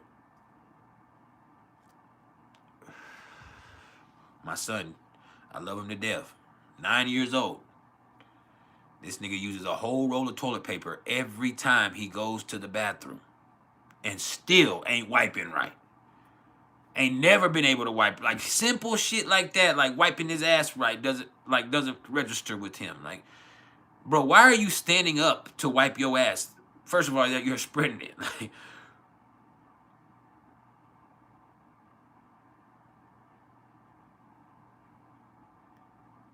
Like, shit crazy. Aquarius do have trouble with shit like that. Like, not all of them are like that. I know some of you, just like all cancers ain't crybabies. I am. But not all of them. My son is a Cancer sun, Aquarius moon, and he's just nasty. My other kids don't do that shit. Not a Cancer sun. He's an Aquarius sun, Virgo moon. Pardon me. Aquarius sun, Virgo moon. And he Pisces rising. And my son will just fucking throw trash on the floor. I'm like, bro, what the fuck are you doing? Like, his brain don't think like that. And you have to remind him, like, everybody else, their brain thinks like, bro, that shit's not right. You know, his brain don't think like that. My best friend at his house, he has food, wrapper, everything. He just throws shit right there. He gets done with it, he just leaves the plate right there. Just throws it. His mind is on to the next thing. And then on top of that shit, they don't like old shit. Like, they don't want to rewear their old clothes and shit. Them niggas want to, a lot of the times, like, as soon as something is worn once or something, that shit is like half-ass dirty. Like, y'all know y'all Aquarius is like new stuff. Like, y'all have an attraction to new stuff. Well, the problem is, a lot of times they just discard their old stuff. They like new stuff. I forgot that I had it in my shed, but I pulled a new toaster oven out. I knew when I pulled that new, shiny, silver toaster oven out of my fucking shed, I knew my son was gonna go crazy. And it's just a fucking toaster oven, convection or whatever it's called. I put it on my cabinet. And as soon as I said, I told my wife, I said, watch, Junior is about to flip out over this because it's new and it's shiny. Sure enough, he said, where did this come from? And he just, I don't know how many toys I bought him, and it only lasted one day. Like, the shit is crazy, bro. But back to the transits. Venus is in Aquarius, 12 degrees of Aquarius. As a matter of fact, that means Venus is exactly opposite my Venus. Oh, I have a Venus opposition. No. But, Venus in Aquarius. This is what's interesting is because seeing that it's the opposite of my Venus exactly right now, this probably is the one placement I have the least understanding of in the whole zodiac. And I'm a professional. And that's because I have no relation to it. A lot of the other stuff I can tell you because I can relate to it. I empathize with it. I can feel it. But with this right here, it's just like I don't relate to this at all, this energy. So Venus in Aquarius is loving. It's just not very affectionate. Venus in Aquarius is friendly. Friendly. Friendly. It's a philanthropic. It's humanitarianism. It's helpful. It's cool. It's inventive. It's fun. It's about freedom. Like, motherfucker, I want you to be free to do whatever you want to do. And if you choose to love me in that freedom, that's great. Cause I choose to love you, but I'm not gonna stress you about it because that's not gonna do anything. I don't want it to be something that you feel obligated to do. I want you to feel like it's a privilege for you. Capricorn is the obligation. Aquarius is when this becomes a privilege. Being involved with you and being involved with each other is a privilege.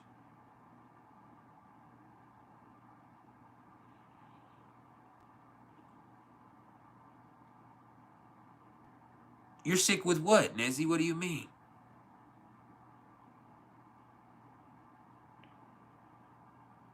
What do you mean? What did I say? What did I do?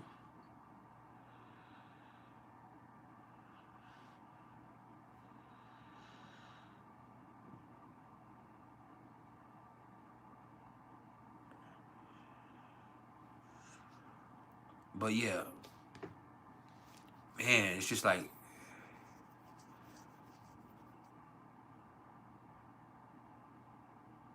when Venus is in Aquarius, it's hard to make somebody feel special. And you have to really put in an extra effort to do something like that. With Venus and Leo, it's real easy to do, even if it's not genuine. It's just like, you know what I'm saying? I'm gonna boost you. But Venus in Aquarius is like, it's about us. It's not about you. It's about us. What's best for us. It's about what's best for the situation. It's not even always just about what's best for us. Sometimes it's what's best for the world. Sometimes us being together isn't the best thing for the world. And you be like, what?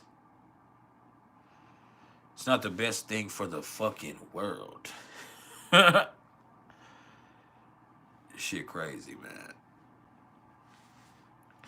But in its own way, it is a very good energy.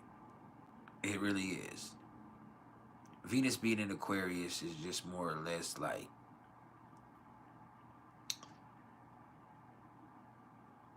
the love in itself is something special. The person doesn't have to be something special. The bond is something special. And some people can't get past their immediate wants of the situation to see how special a bond is be. When two people are free without making the other person their responsibility and they're continuing to choose to be together every day, there's a freedom within that relationship that's awesome. When you're not stressing about another person and you're not worried about what they're doing, that's so amazing. You know, I can't think about that because my pride is involved. When my love is involved, my pride is involved, and the last thing I want to do is get embarrassed. You know, but Venus in Aquarius isn't worried about embarrassment. It's worried about love, freedom. And there's also going to be a thing right here where people are going to be able to use old parts of something or even old emotions to assemble something better and new moving forward. But yeah, that's kind of how it is. Hey, y'all hit the like button right fucking now before I get mad and go home. You're pissing me off.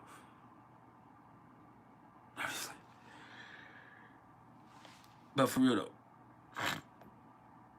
hit that for me.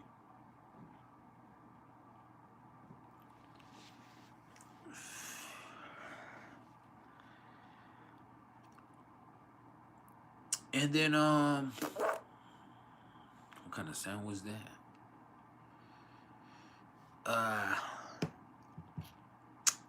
Mars. Mars is retrograde at 5 degrees of Leo.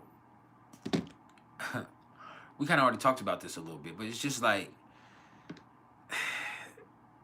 right here, this is where people overcompensate. This is where people can have a lack of confidence, or where people can be overconfident. And that makes things more complicated than it has to be also. This is where things can get exaggerated. You know, you think about all of the energy that's being placed on that 1 degree for an extended amount of time. This is where things start to get exaggerated. Things get extra. Things get dramatic. This is ultimately where people are going to be pretty selfish. And sometimes that's a good thing, but other times, matter of fact, not even selfish, self-centered. People are going to be self-centered. And in most situations, people look at that as something that's being negative. But there's also going to be some times where, like, your pride has to be involved in it. For you to really succeed the way that you want to succeed, you have to have a little bit of ego about it. You know? And for you to put your personal touch on something, your ego has to be involved. Because you can also negatively put your personal touch on things. Things can develop a bad reputation because you're involved in them.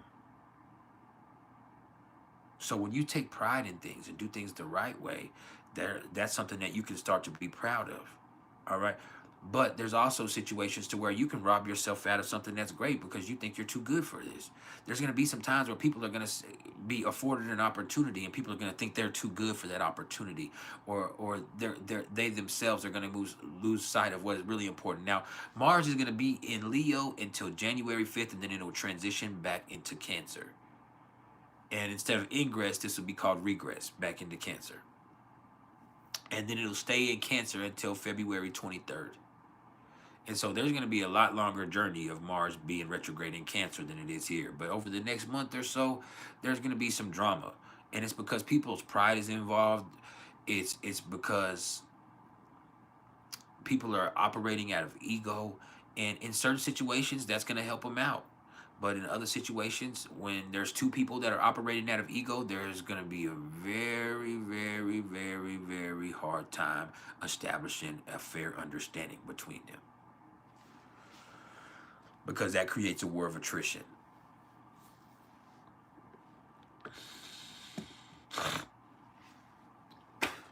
You dig?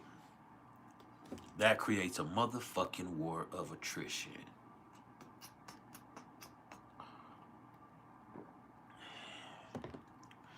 Now, my sinuses are fucking up, y'all. It's pissing me off. But that's all right. Jupiter. Wait, there's any aspects to Mars? No. Let me think. No. And then Jupiter is now retrograde at 14 degrees of Gemini. Jupiter's going to be retrograde until February 5th. February 5th. And this right here is where things just get chaotic. Like, it's interesting, definitely. The times we're in, the stuff that's going on right now, it's interesting, but it's like it's chaotic. Like, there's so much going on that it's real easy for you to get lost in the sauce. And it's real easy for you to get stretched too thin because you have your energies going in too many different directions.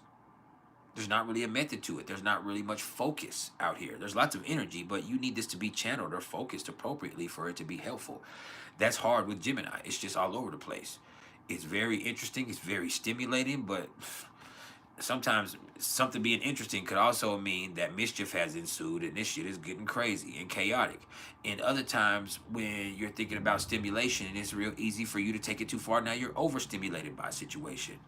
There's so much information going on, you have to figure out how much you can trust because there's ultimately going to be some misinformation that gets put out there, you know.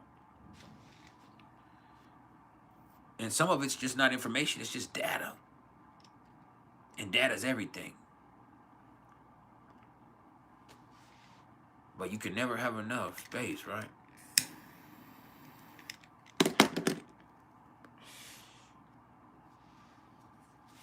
But yeah, Jupiter and Gemini is just like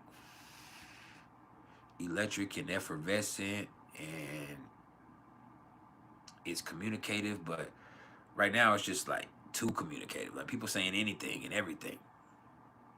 People are messy than a motherfucker too. You want to talk about Jupiter and Gemini? People are messy than a like you got grown ass people constantly speaking on Travis Hunter and his girlfriend's relationship.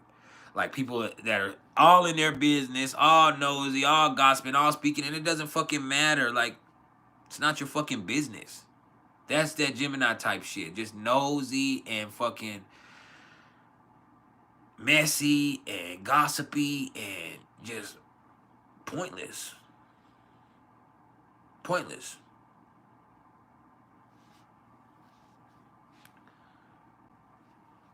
Travis Hunter don't give a fuck about what people say about him and his girlfriend. He's gonna marry that girl. Or his fiance, pardon me. Trump can't hear y'all and the stupid shit y'all say about him. There's just so much shit that gets said that you have to take it with a grain of salt. But that means you start to question everything. Some people say you should question everything, but then that makes everything more and more complicated. More confusing. So we're some motherfucker. Enjoy this time, but don't get caught up in it. All right? And be sure you're not the person that's lying. Because some of us are. When I say us, I'm just talking about the collective. I'm not talking about me, like me. You are. Some of y'all are. I just don't want to be that type of person that says y'all and not us. But when I say that now, I got to think about it. Some of y'all are. Because I ain't. Unless I am. Unless I am. But yeah, everybody worried about all this shit. Jupiter and Gemini is just like messy than a motherfucker. Like everybody's so fucking messy. And lying. And just talking out of the side of their neck.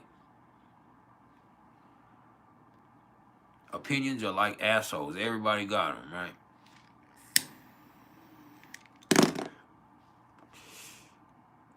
Well, let me tell you, I actually knew this chick who had 2 booty holes. I actually, for real, I knew a girl that had 2 booty holes. I ain't gonna get into it because this ain't no biology class, but she had 2 booty holes. For real. But I think she only shit out of one of them. Yeah, so the other one was just for play. Just for play. Ah! It was an extra pocket.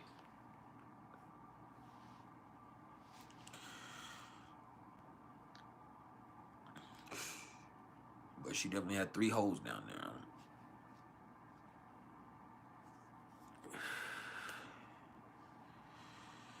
Yeah.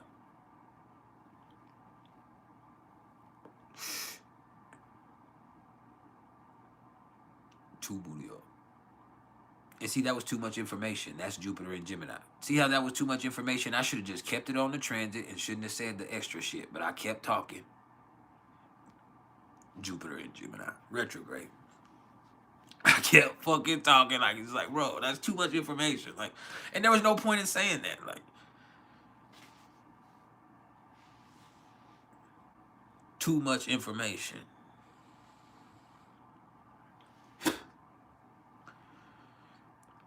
When I'm talking about even with Travis Hunter and his girlfriend, like, you got everybody talking about their business, right? For those of y'all that don't know, Travis Hunter is the Heisman Trophy winner from the University of Colorado. But everybody has been, the people that pay attention to that have seen his girlfriend exhibit some behavior that they deem as troubling. And so everybody's in their relationship telling him he better run and this, and all types of celebrities and all types of people are commenting on the nature of their relationship. And it's gotten messy. But here's the thing. If the retrograde wasn't enough and everybody else being messy about their situation and gossiping about their situation wasn't enough, they're making mistakes themselves. And they're just young kids too, but, you know, he went on and was talking shit on live about it, and then he sent her on, which was the worst thing he could do because she just made the situation that much worse. They're like, she should, and it's like, man, you're sharing too much information. Like what she said, like, it just didn't help. Like, she was talking too much. Like, you don't have to explain. Like, let people speculate and talk shit. That's what they're gonna do in this day and age. You're a social media person, so you're letting it affect you.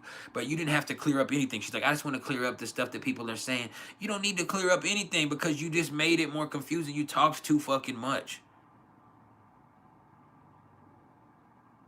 And now people are like, you know, she definitely about that money. Like, she definitely. And so it's just like, you shouldn't have said anything at all. You've added fuel to the fire. And maybe that's what she wants to do on the cool. Maybe it is about attention for her. And so this is the first time that she's had that type of attention on her, even if it is negative. And so she wants to be able to garner that type of attention, but switch the narrative to where it's not a negative narrative into something that's more, what's the word I'm looking for? Complimentary to her. I like the way I said that shit. You see how I said that? That's Jupiter and Gemini. Complimentary. Oh, Stephen Sabori. I found my mother dead when I was 13 years old. So this is definitely not my mother's anything. While we're talking crazy. Yeah, I had to hit you with that just to let you know. You and your mother living in... No.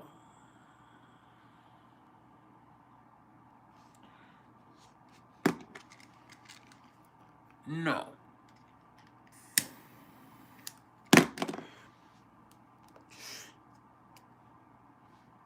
You took the time to type that bullshit. Now, Jupiter is square to Saturn.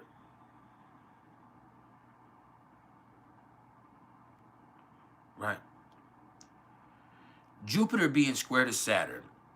This is Jupiter in Gemini square to Saturn in Pisces. And so this is where it's just like, your fears and anxiety sometimes get in the way of your blessing. You mess yourself out. It makes you go in circles. Like, you start worrying about something and your mind starts going in circles and you miss out on the fucking blessing. You know? Or you just making things really fucking complicated. Making things really fucking complicated right now. You being fucking toxic. You spreading lies. You see with Jupiter and that being in Gemini and then Saturn being in Pisces, it's just like you taking negativity and you speaking negativity. You forget how powerful Jupiter is when it comes to manifesting things. You manifesting problems into your life by you speaking negative things.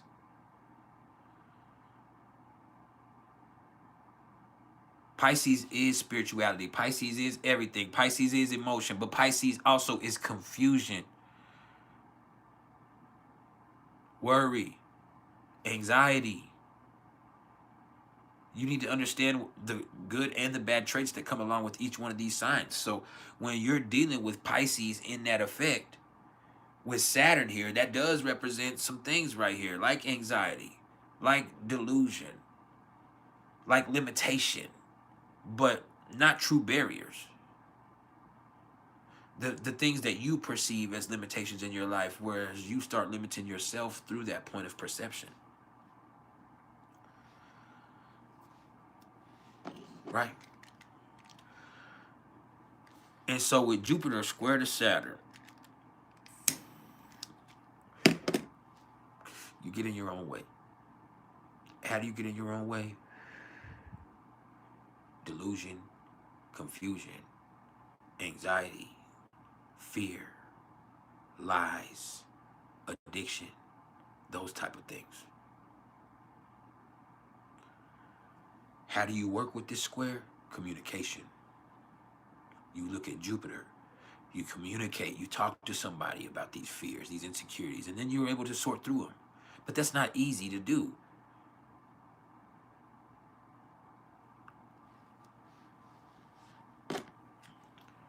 And it's like you got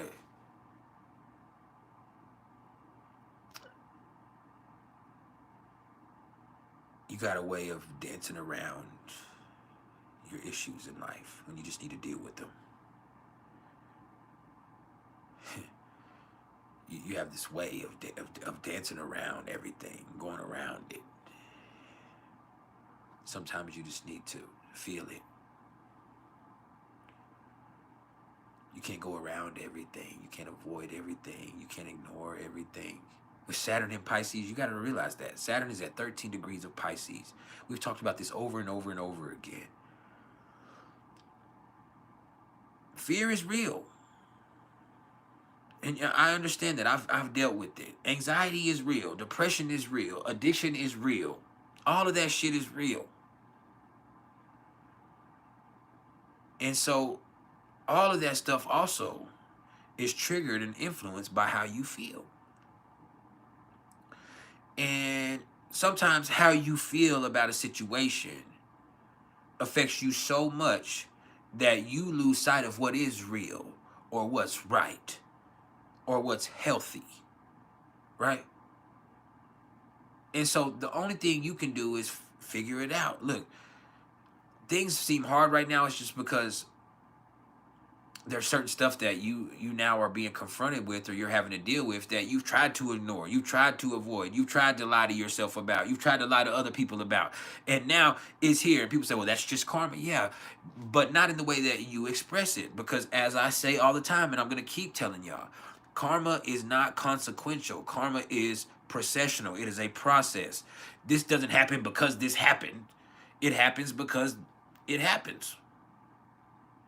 When stuff goes around, it doesn't come back around 10 times harder. When you bounce a basketball out from your hand, it's not the velocity that it's bouncing up with is still sent by the power that you pushed it with. It's not sent back up harder because it hit the concrete, and the concrete is harder than the palm of your hand.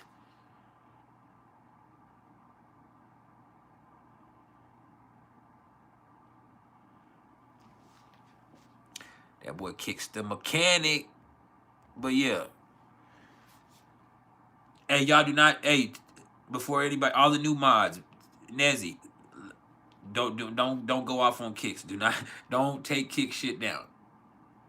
No matter how much shit this punk ass motherfucker tries to talk, do not take kicks shit down. Let this nigga talk all the bullshit he wants.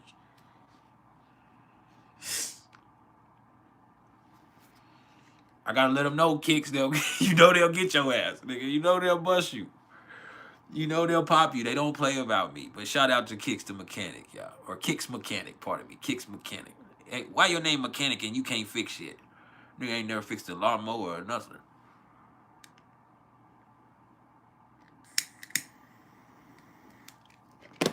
But anyway.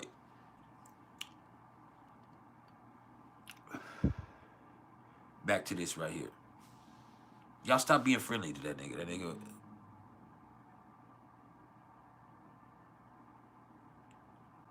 Why you crying? You say you laughing your ass off and you crying? You might be a little crazy, bro. Hey, some of y'all need to be following suit and donating like Kicks. See, Kicks actually sets the tone. Y'all be like, y'all sitting here for free all motherfucking day? Knowing my nigga got Mars in Capricorn? But anyway, back to this. It's because they don't appreciate shit, Kicks. Saturn in Pisces, it feels like karma is coming to get you. It feels like things are piling up. It feels like everything is happening bad at once over the last couple of years. It feels like, damn, this last couple of years been fucked up. But it's just because you can't fool yourself the last couple of years. You can't escape. There's certain shit you couldn't escape. You just had to deal with it. And it seems like life has been harder because you've had to deal with shit, whether it be resentment, whether it be fear, whether it be sickness, whether it be money issues, whatever it be, you've had to deal with it. You couldn't fool yourself. You couldn't escape it. You couldn't ignore it. Right now, there's still stuff coming back up again because Saturn is still right here just stuck in the middle of Pisces. It's just like, man, this shit is all happening at once and life is fucked up. And you start to look at and think, man, like, why is this happening to me? But life is not just happening to you. You start to realize it if you just pay attention. A lot of people are going through it. A lot of people are having to face their fucking issues. That's what life does. It's a lot of people that go fucking going through it right now. So while you have compassion for them, that means you also can develop understanding with yourself. You can actually take solace in that. Even though it feels like it, you're not alone. Your path is unique. Your problems might be unique, but you're not alone. There's lots of people that have problems they're facing. Do you know how many people woke up and got diagnosed with illnesses today? You know how many people that got cheated on today? You know how many people that got fired today? You know how many people that were starving today? You know how many people died today? Hey, it just is what it is. You got to deal with your shit. And yes, when you realize, man, everybody's going through it, it makes you have a little bit of patience with yourself. Just deal with it. Because the more you try to ignore and avoid and escape, the worse it's going to be. And it's not because that's how it is. It's just worse because you keep, it's just because you, that's the process of things.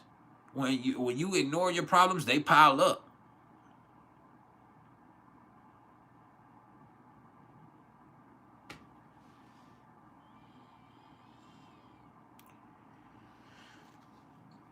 They block Kicks. It's all right, Kicks. You just do what you can, bro. I appreciate you, whatever. Appreciate whatever you just did. That's all love.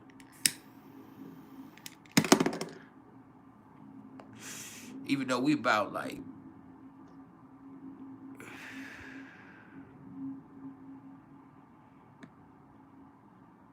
what's up, disabled athlete?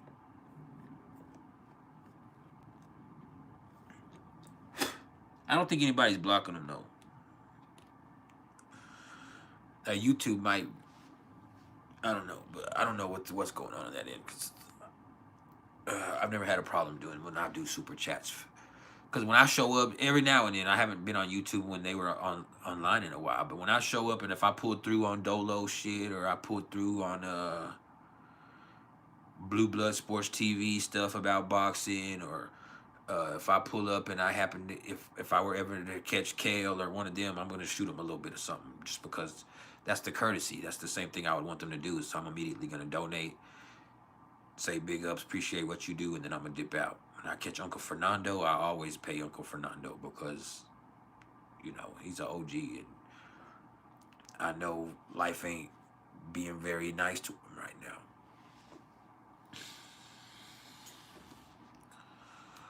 But yeah, that's where we at with that. Uranus, let me be honest. This is at 24 degrees of Taurus retrograde until January 30th. And so right now things aren't as crazy as they could be.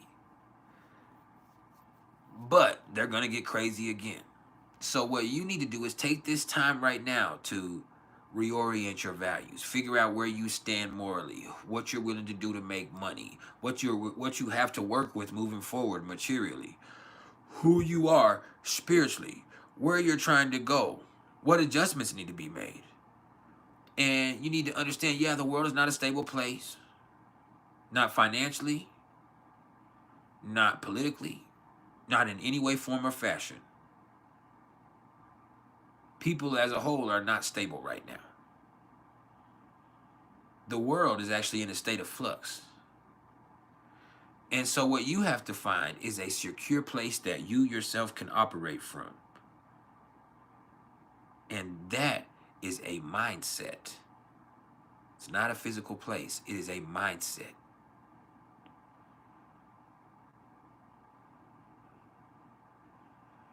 My mods ain't blocking anything, bro. My mods can't block anything.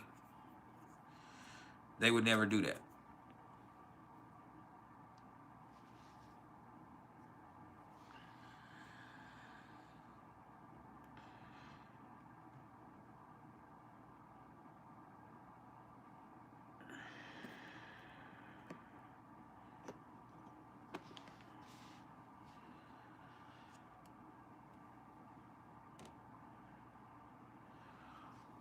But yeah, that's where we at.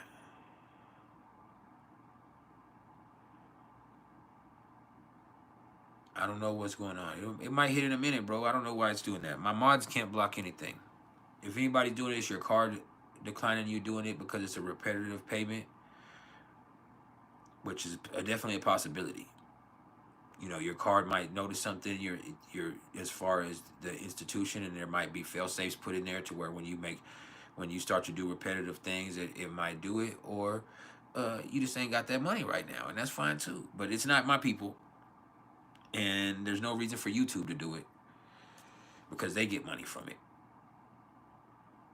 And so I guarantee you it's not us. See, the nigga full of shit. You better stop. Hey, Kicks, I'm not finna play with you. My boy full of shit. It's because you did repetitive transactions. And so what they're worried about is that somebody's gotten your card and they're taking the money off your card and taking repetitive transactions. I just know because I deal with money. I know that. But that's what your bank does, or your card has a failsafe put into it that sometimes, just in case somebody has scanned your card in your pocket or there's some type of issue going on, if you make repetitive transactions of the exact same amount, that's going to actually trigger a response to like what's really going on. And so that might have been that.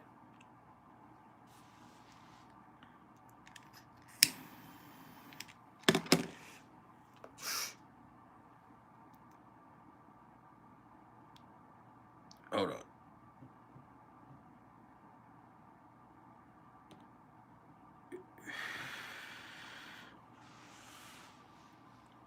But yeah, I hope we there with that. Smile right fucking now. Hey, is it Mars and Leo just getting to me? Bad, bro. But is it Mars retrograde and Leo just getting to me? Because sometimes I be doing what I'm supposed to do. Like earlier, I was doing what I was supposed to do. I was getting ready to get some readings prepared to do.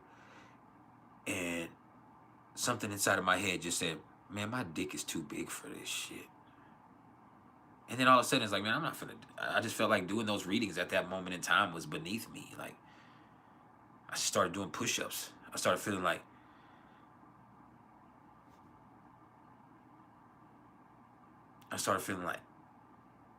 I should be on a platform being sculpted into eternity right now.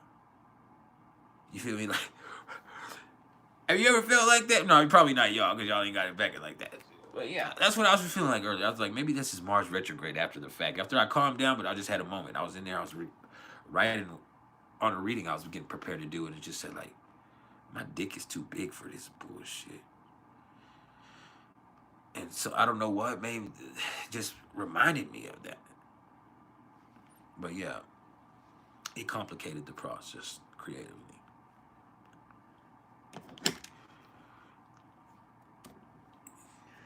But yeah, we'll be all right. Maybe it's just personal problems that I have in my life. Not everybody can relate. I can dig it. But anyway, Neptune. Neptune is 27 degrees of Pisces. And look, man, everything is a projection. The reality that you're experiencing right now is a projection of your own expectations.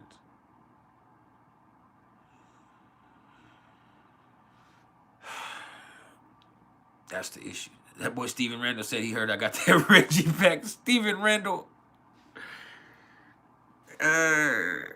Shut the fuck up. Y'all be saying some crazy shit.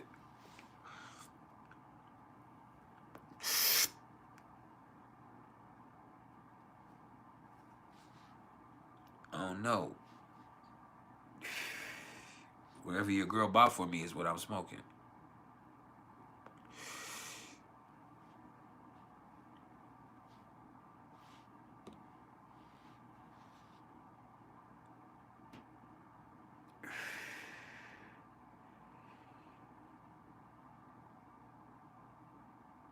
It just felt like that. Like, man, my dick is too big for this shit. Like, I'm supposed to be some kind of sucker. I'm some kind of punk bitch. Nah, fuck this shit. I'm finna get this shit done. I haven't even gotten to the NuMeRoLoGy yet. Once again, it took me a long time.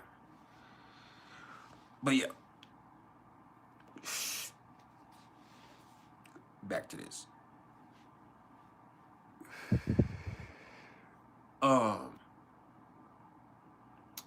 Neptune at 27 degrees of Pisces, like everything is a projection.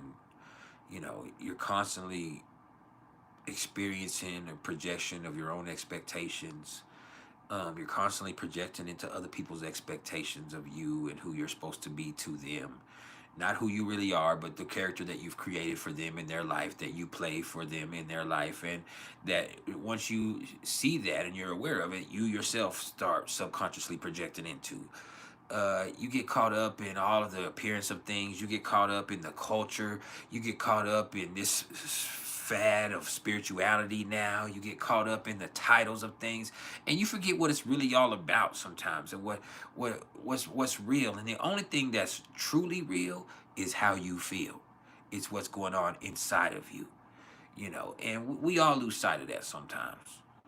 I can dig it, but when you're caught up in all of that bullshit, a lot of times you're just creating confusion in your for yourself, and you are convoluting who you really are. And so instead of convoluting who you really are, you know, find the access to that, the thing that's fundamental beyond all of those projections and all of those expectations, and trust in that, because that's the only thing that real. And sometimes you might realize that you lie to yourself a lot. You yourself don't ever even look at yourself clearly, because you yourself have expectations that you've created for yourself, that if you started to feel like you were failing that, you don't know what you would do.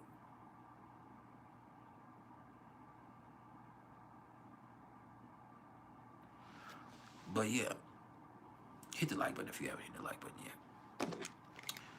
That's just some interesting shit, man. Neptune and Pisces, man. Spirituality is a fad. The culture itself is projective. What's real don't matter anymore. What's right is inconsequential. It's about what's trending. It's about what's popular. It's about what's accepted.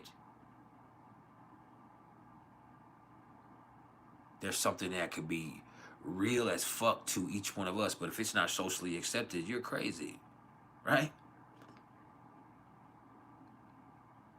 But there's also things that you know are wrong, that the culture has allowed to grow and to uh, what's the word I'm looking for?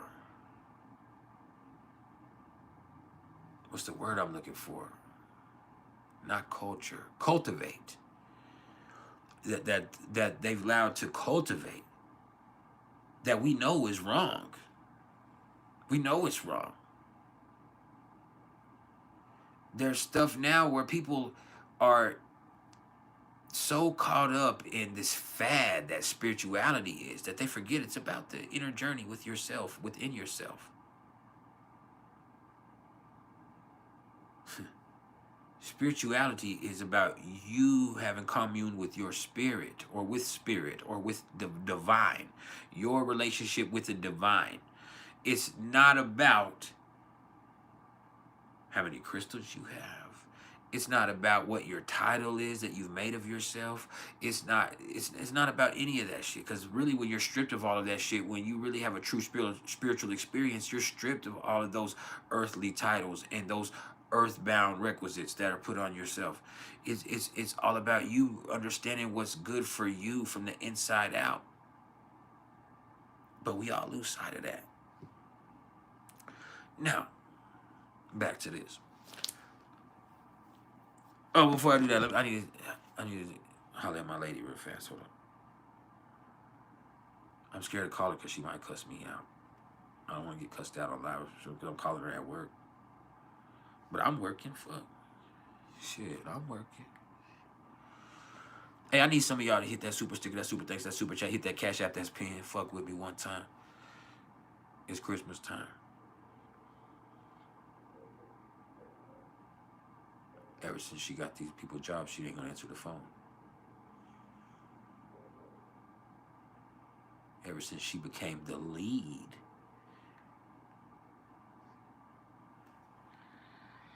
Ever since she became the lead nurse, she act like she don't know a nigga. You understand? I told y'all what she did too. I ain't gonna go back into it, but she talking about, I told you I was coming for that bitch's job. She's the most Capricorn of all Capricorns, for real. Like, I guarantee you, she if she's at work, like she's on some industrious type shit. Hold up, I gotta stand up real quick.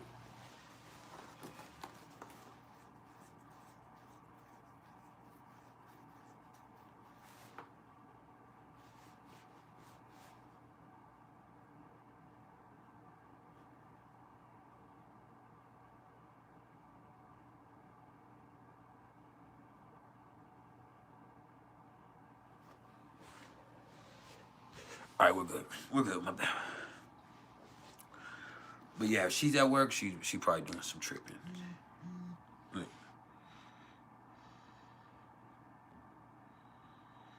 I appreciate it, Raven. Y'all need to say what's up to Raven McRaven. Raven D. McRaven. Who is that? But anyway, yeah. See, that's showing homage right there. That's respect right there. Because we got to go, I got to make something happen for dinner tonight. God damn.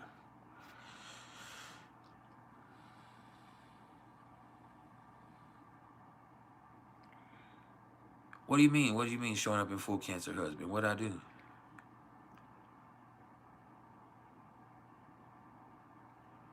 I gotta make something for dinner tonight. I'm not making it. I'm gonna cook something. I mean, I'm not gonna cook something. Even though I like cooking, I don't like when I'm obligated to cook. You get what I'm saying? Like, I don't like feeling obligated. If I just do it spontaneously, it's good. But I hate cooking because I was forced to cook when I was in prison.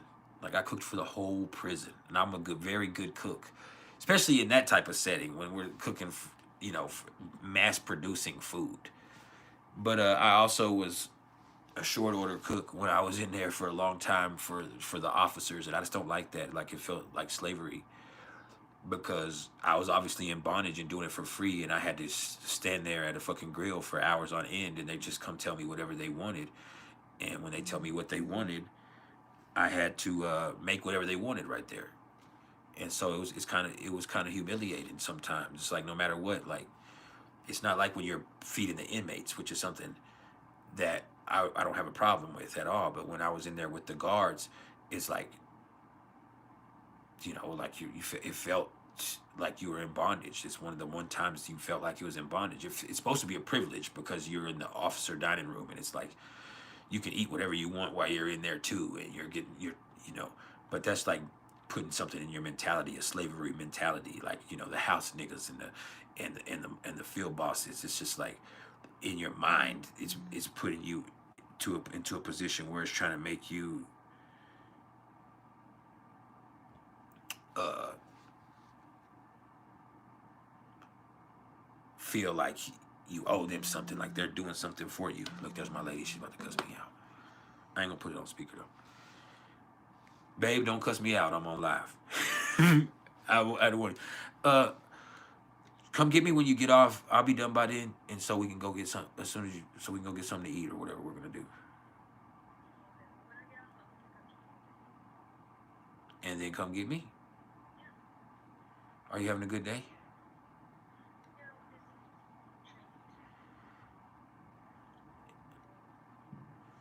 Okay. I'm okay. It's productive. All right. I love you.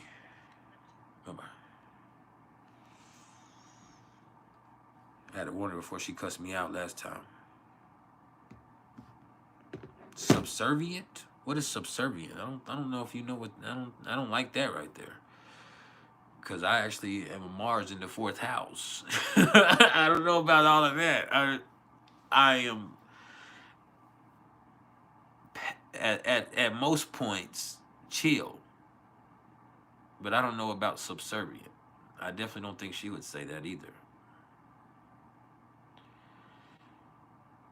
Sometimes you have to know how to get what you want.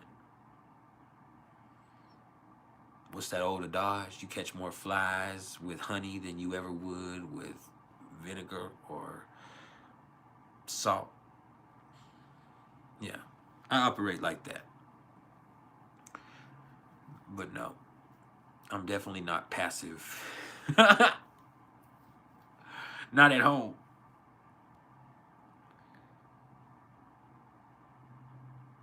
I don't know. I definitely am not subservient. That's almost disrespectful. See how that got my ego involved? Like, what?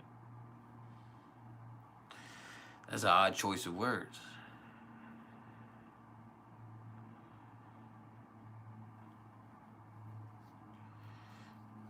Yeah, it felt subservient. Yeah, that's the right word for that. Thank you for clarifying that.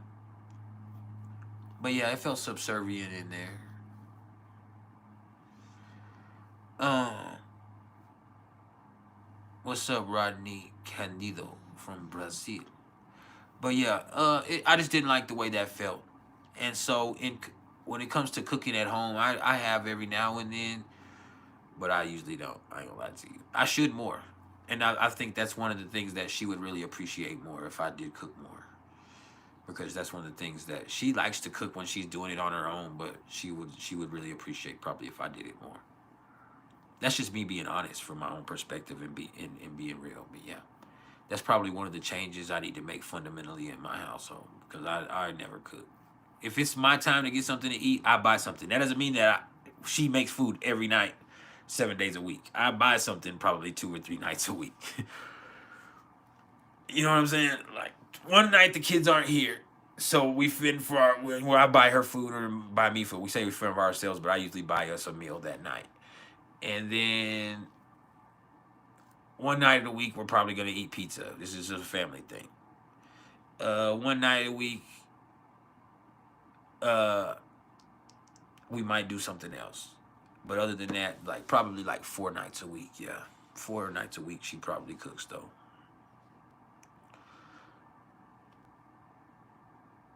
Maybe five on a good week.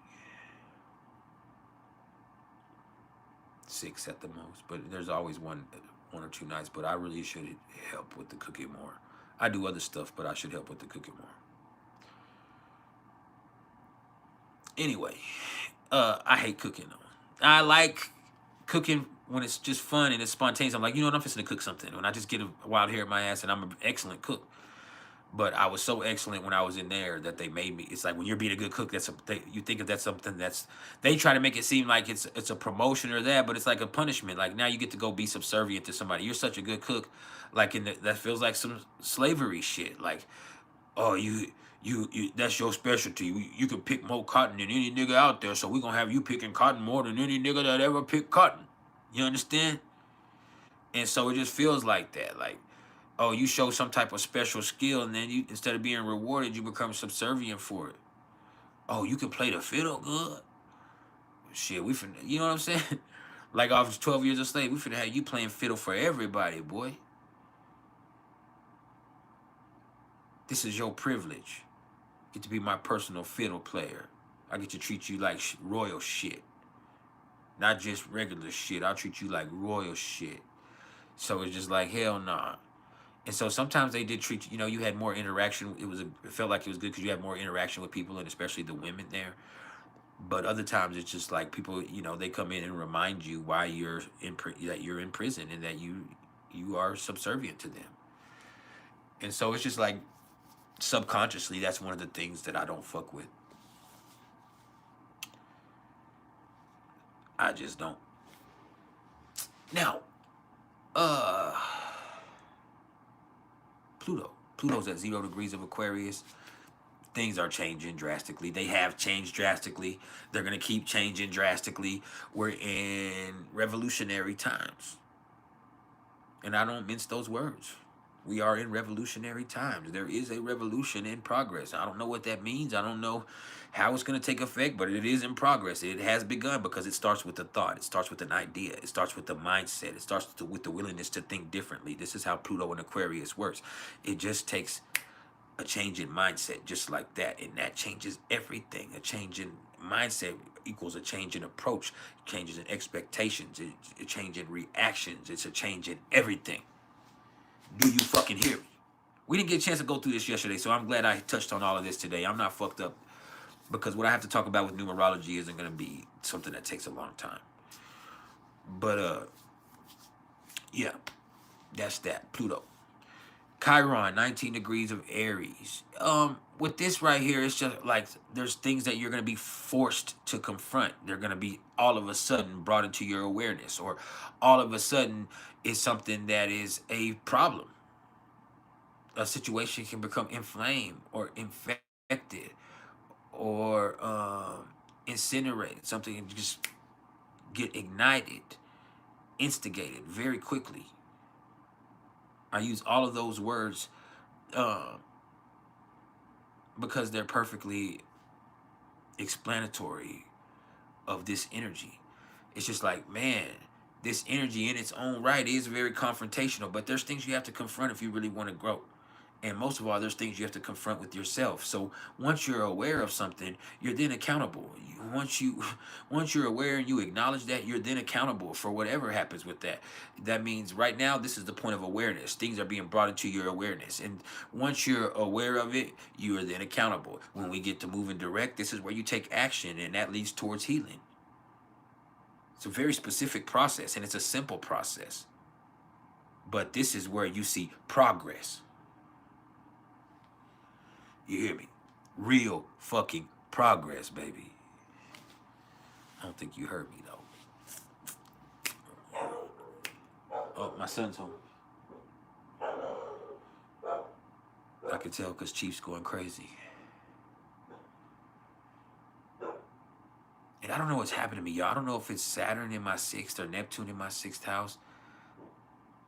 But, like, I loved animals before, but I love my dog. Like, I love this dog so fucking much, and it makes me love other dogs. You understand? Like, I love this dog so much that I spend so much time with them, and I try to understand them so much, and that dog is so much a major part of my life that it make when I see other dogs, I start loving them. When I see, like last night, I was crying watching fucking people. I was watching a video on what it mean, you know, what dog behaviors mean. I had a veterinary specialist and an animal behavior specialist telling me about animals and shit, right? I'm watching this video and this motherfucker talking about these dogs, and I was like, man, I love this motherfucking dog. Like, had a nigga in there soft in a bitch. Shout out to So Real TV 9th Ward. Salute, cuz.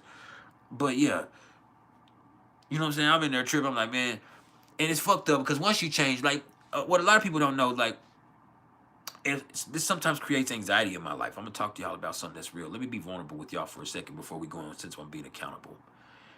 I've changed so much that I worry because if something were to happen to me and I had to be back in that lifestyle that I used to be in, I don't know if I could survive in the way that I could before because I'm so open emotionally now. You know, once you're open, you can't close that shit back up. You're open. Once you're, you know, you're into that spiritual lifestyle and you're open in that way and you're open to empathy and you're open to understanding, it's hard to close that shit down. It can create confusion, but it's hard to close that shit down. It's not like that's something that you can put away and all of a sudden be hard again. And I say those words specifically because there was a time in my life where I spent so much time in the penitentiary that I was callous to certain things.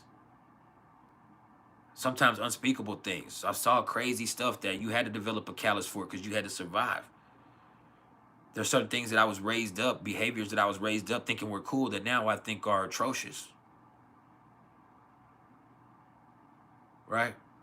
And so now that I know how I am, it's like, what if this legal situation that I've been fighting for years now and I'm still fucking fighting, what if this does end up going adversely and I have to do some time? I'm not the same person that did that 7 years before. As much as I wish I was, I'm a grown-ass man now. I'm just a whole different person. I don't live that lifestyle. I'm not a part of that atmosphere or that lifestyle in any way, form, or fashion. And so thinking about that shit started to really fuck with me. You know, so it really is like, man, I got to make sure that I keep myself in a high vibrational situation so that I don't have to be faced with that. You know, because once you're open, you're open. And once you're open, you're vulnerable. And before, I spent a lot of my life protecting that vulnerability. And so now it's something completely different. And so I do worry sometimes, like,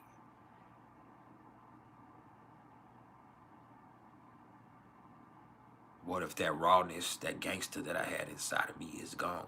You know, and I come from it. It'll always be a part of where I came from. But, like,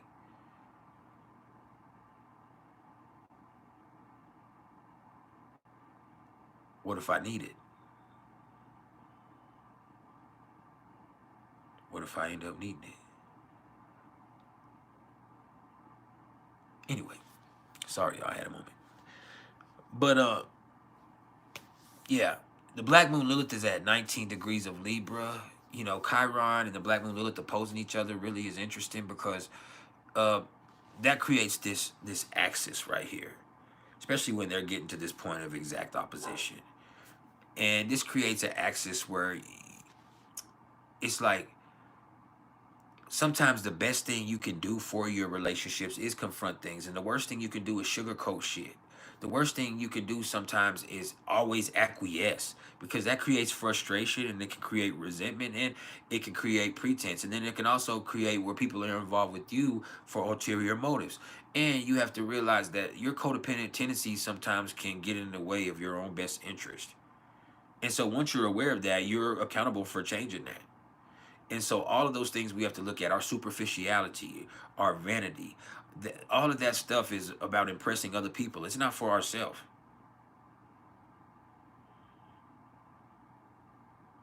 And so it doesn't serve you in any way, form, or fashion, except the validation that you're seeking through other people. And so you really have to start to assess these behaviors and figure out ways that you can really help out your interactions with other people, and at the same time feel good. You know, I also say with the Black Moon Lilith in Libra, um, you got to get past appearances sometimes, that surface level. And if you do, you can see true beauty.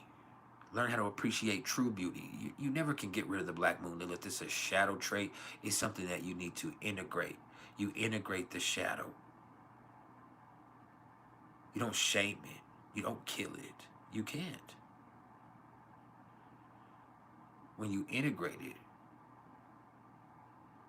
then it becomes something that actually is an attribute in your personality. So with this right here, your ability to care comes into the mix. You you you needed harmony. Well, sometimes it's you that's the catalyst. You have to remember that, because you can only truly experience the world through your own eyes and in your own actions. All right. The nodal axis is at 2 degrees of Aries in Libra. We're almost done with this shit, y'all. We got probably a little bit, like a month or two, and we're done with this shit. I didn't look at the exact date because I didn't have time to look for it. But yeah. We good with that.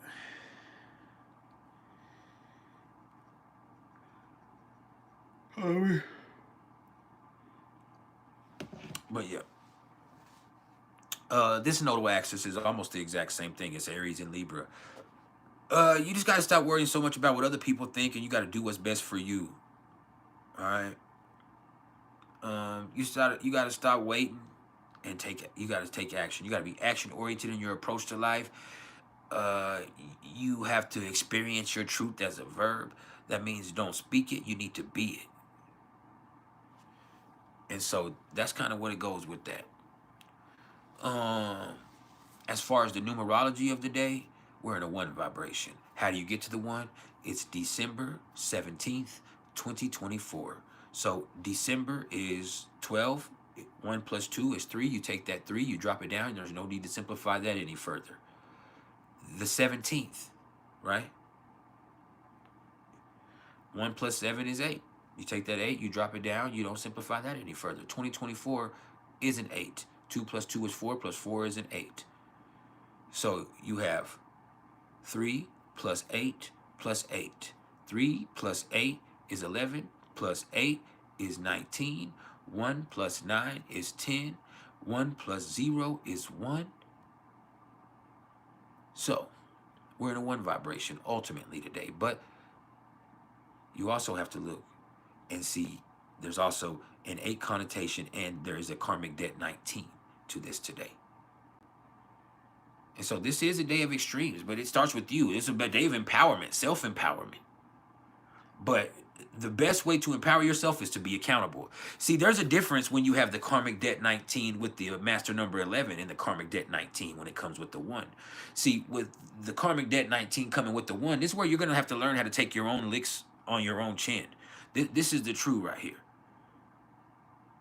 This is where, hey, if you want to lead for real, that means you got to be the first one to hold yourself accountable. You have to understand it starts with you. It ends with you. It got to be you.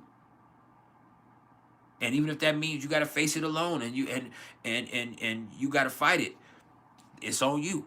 This is what it is.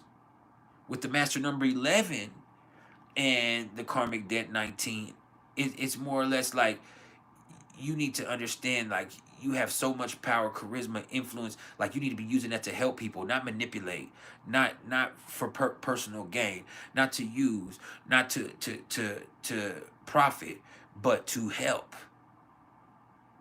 When the karmic debt 19 is with the one, it's about learning accountability. That's how you become a true good leader, is being accountable, being the first one to say, hey, it starts with me, it ends with me, it's on me. And hey, once you can do that, you can do all things. You are empowered. Because when you realize it starts with you, it ends with you, it's on you, you are empowered in your life, because you can only experience, I knocked my mic over. You see how quick I jumped? But you can only experience life through your own shit. At the end of the day, you can try to say you live for other people, but you only live for you and through you, as you. You can really love somebody and really enjoy them, and they can be a powerful motivator in your life, but you can't live for them because you can only live as you. You understand? And so it starts with you, it ends with you. This is your world. Right now, I'm just a part of your world. You're just a part of my world. I don't even see anybody here but a camera. I know there's lots of people that are able to perceive this. But you are perceiving something that is you yourself are analyzing, and you are making as to be whatever it is for you, whatever you're seeing of me, no matter what I'm saying. And you're taking it however you want to take it.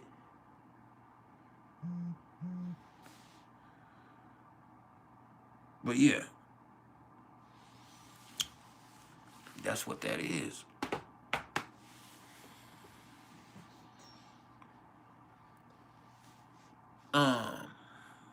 Yeah. And so, speaking of numerology, we're going to talk real quick before we go. We got about 30 minutes that I'm going to talk about numerology before I have to go, y'all. And so, let me take this down. Sorry, that's just telling me what the placements are. See? But, so I have a reference point. But, when it comes to the numerology, the first thing we need to understand is what the life path is. Because us understanding what the life path is will help us understand what the life destiny or expression number is. And that's kind of the point of what I'm going to talk to you about. All right? We're going to talk a little bit about both of these and the differences between the two. The next time that we come on a Tuesday, we'll talk about the soul urge, or that number. The next time after that, we'll talk about the personality number. The next time after that, we'll talk about the maturity number. The next time after that, we'll talk about the balance number, and then we'll look through there. All right. But the first thing you need to understand is, although in numerology the life path is what you're labeled as, kind of like your sun sign in astrology, what you need to understand is your life path is not really a label. It is a label of what your personality is. You have a personality number that is reflective. And so people say, oh, I'm a 1. That means I'm this, I'm this. That's not what a 1 means. That means that's the path that you're on, the path of a 1. Your life path is a 1. This is the journey you're on. This is the talents and skills that you should utilize in order to make that journey rewarding for you. You're on the path of a 1. And so when it comes to your personality traits, that's going to be more reflective of your personality number, which is actually a whole number there. And your expression number, or your life destiny number, is going to shape that in a way too, which we'll talk about here in a minute. But the first thing we need to understand, because that's fundamental to understanding numerology, is understanding the life path. Even though that's the label, it's not really the same thing as what your sun sign being Cancer would mean, or your sun sign being Capricorn would mean. It means that's the path you're on. That's why it's called the life path number. But some of us get so caught up in labels these days, we forget about what things really are. If you're on the life path 1, that means you're developing the traits of a 1.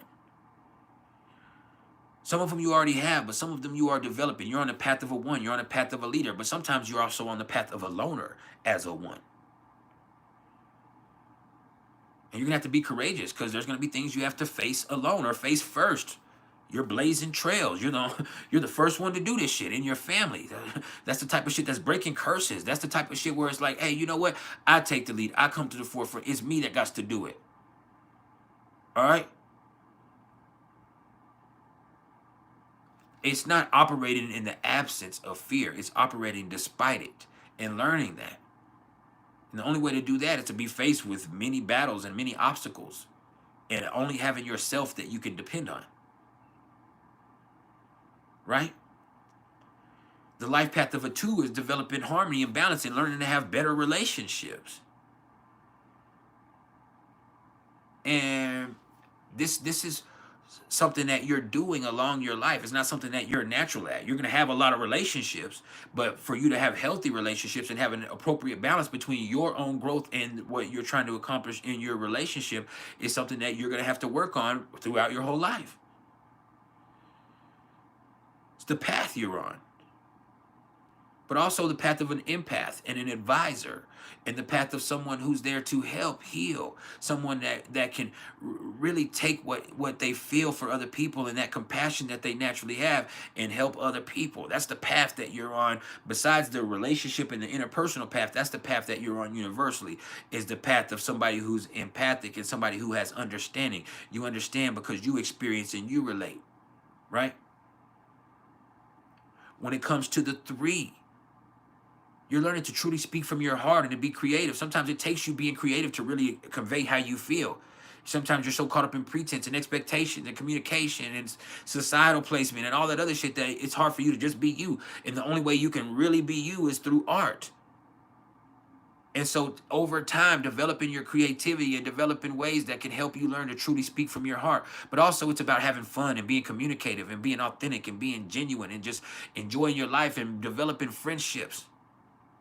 That's the three. It's not something that's automatic.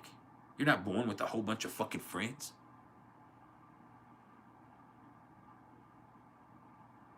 It's you developing this creativity that helps you learn to speak from the heart.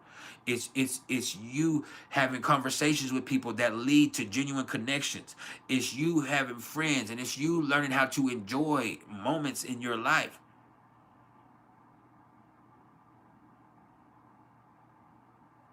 When it comes to the four, it's about laying foundations. You're on a journey of learning how to be serious and how to get disciplined and how to get yourself in order, get your shit together. You're gonna spend a life of laying foundations, getting your shit together, working hard, learning discipline. And so to learn discipline, things are gonna be hard. That four is hard. You feel what I'm saying? When you're a five, it's a life of change. Your life path is composed of a lot of different life paths. There's so many different stuff going on. You're going to take this turn, and life might lead you down this road, and then it goes down this road. And first you thought it was going to be this, but it ended up being this. And so you learn to be very adaptable, but you also develop a wisdom and a skill in multiple areas of life that is so helpful and beneficial. And that's ultimately what you want to do, is be somebody who is a Renaissance man or a Renaissance woman, somebody who's highly cultured, and somebody who in their own way has so much experience that they can share, and they have so much youth in them because they've lived. They have the light of life in them. When it comes to the life path 6, it's about learning commitment and learning about family, and it's about love and nurturing and loving the right way specifically. There's this thing with the 6 where it's like somebody will come ask you for help, right? And you'll give them what you think will help them instead of them giving them what they asked for.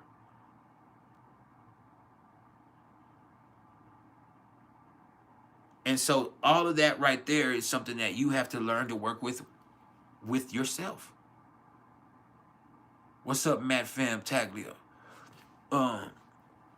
When it comes to the 7, The 7 means you're on a path of understanding. You're on a path of truth seeking. You're on an isolated path also.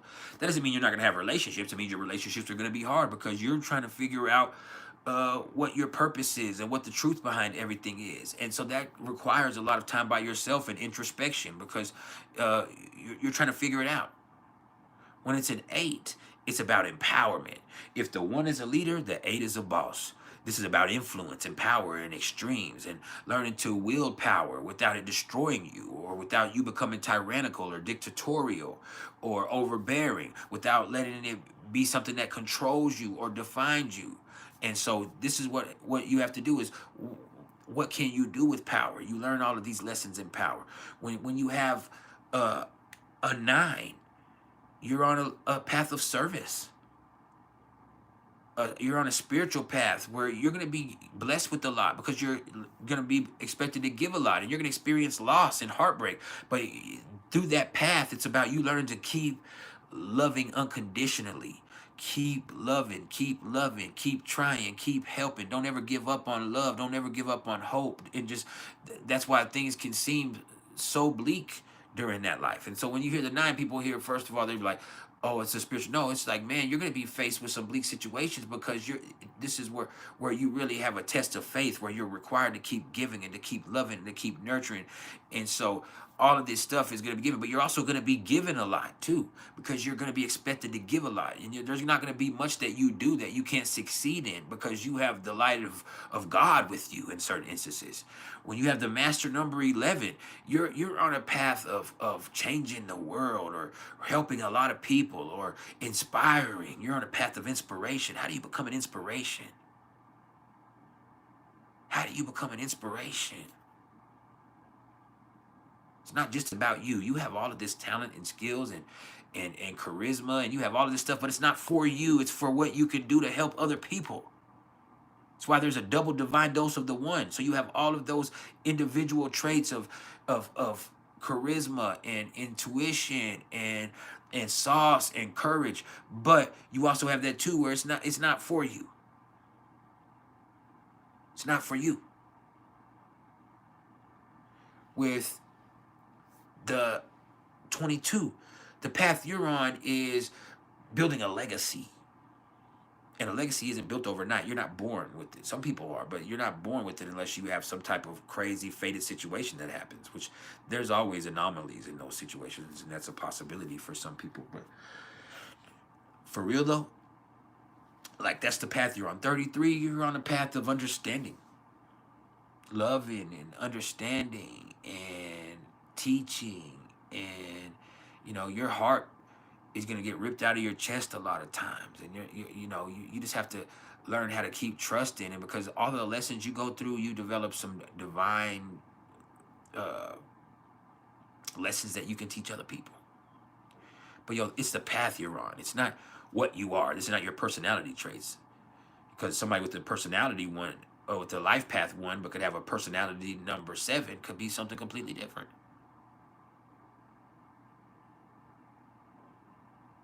Right? And so, as we know, you get to the life path by taking the numbers of your birthday and you simplify each number as much as they can simplify, and then you add a cross. So like I said, for today's December 17th, 2024. December is 12. A 12 is a 3. You take the 3. And then the 17th is an 8. You take the 8. You use that. The 2024 is another 8. You take the 8 there and you use that. And then you add a cross. 3 plus 8 plus 8, which equals 19. 19 equals 10 equals 1. You understand? So that's how you get your life path number. Now, when it comes to the life destiny or the expression number, this is about what you're destined to do in a way, or what you're destined to become. It's the talents and skills that you need to utilize if you want to live your most fulfilling life. And it's almost of equal importance to the life path number. See, the life path number is from your birthday, but when you want to get more intricate and you want to talk about your life destiny, then you have to look at your name. And that's how you get the life destiny or the expression number. That's why having your full birth name is important. That's why when I deal with people, when I'm doing numerology readings, sometimes they're like, well, they were adopted or they don't know. And I'm like, well, you need that full birth name. Like that full name given at birth is so important for the karma within a person's life, because there's a numerological process that comes out with that. And so how you get to that is you add up the numerological values or the numerical values of each letter of your full name, and then you reduce that to a single or a master digit. Okay? And so just like the other one's your birthday, this is your name. That's also why when people are looking up on those websites and they're going to look on Google and they say, well, do I have a karmic debt? The karmic debt is just incorporating your birthday. If it doesn't ask for your full name, it's not incorporating your name. But you can have debts attached, karmic debts attached to your name in the way that you're adding up to that also. You understand? And so you just see how that plays out. Like for instance, I'm a life path number 11.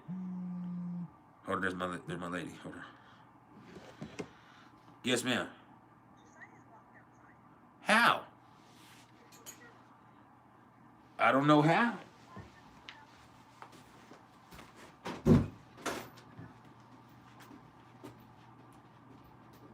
All right.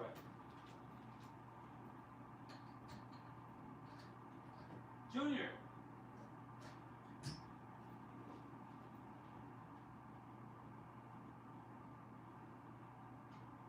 How did you know? How long you been out here?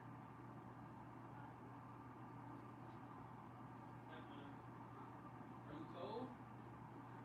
I'm sorry, Daddy. I'm so sorry. You should have. Was your window closed? Yeah, yeah, my window's closed. I'm so sorry. Damn.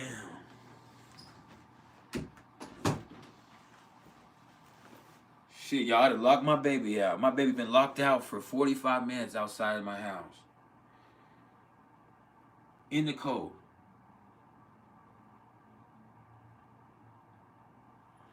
That is not good. That's fucked up, man. My child been locked out this whole time.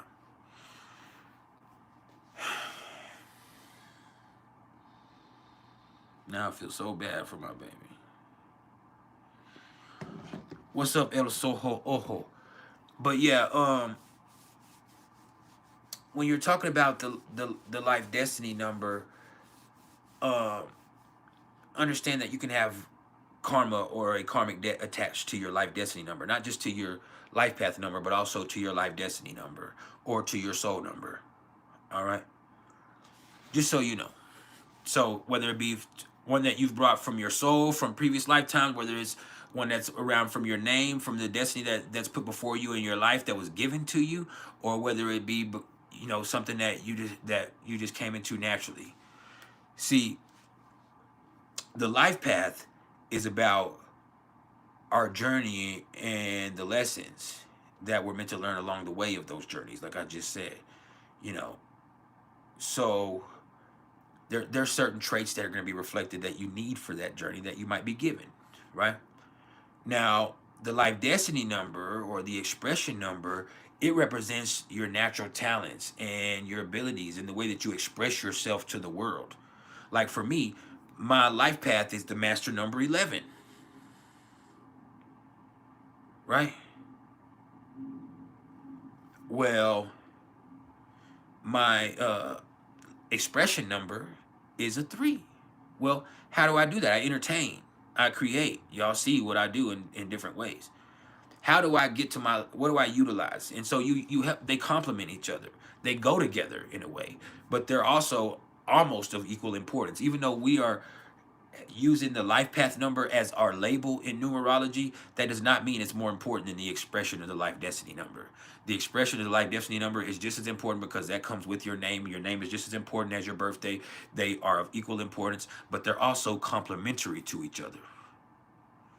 All right. They're absolutely complementary to each other. And so you take your life, your your life destiny or your expression number stuff, and you use that along your life path. It's some of the stuff that enriches your life path, and it's some of the stuff that helps you along the way towards your journey, right? But also, this speaks in its own way your life destiny or your expression number of what you're becoming. How do you do the things that you're doing, right? So for me, how do I inspire? How do I be in a master number 11? How do I be a spiritual leader? Or how do I, all of those things? Well, I do it through creativity. I do it through uh, speaking from my heart the way that I do. Isn't it ironic that you see that? And y'all actually see me do this on a daily basis. From speaking from my heart, from sharing my experiences, from being creative, from playing and using my sense of humor, from enjoying it. So all of those things, from vibing. And so all of those things are really helpful for me, right? And so just remember though, you've been born into your life path, but you were assigned your expression number. All right? And so your given name has a vibration and karma to it, whether you know that or not.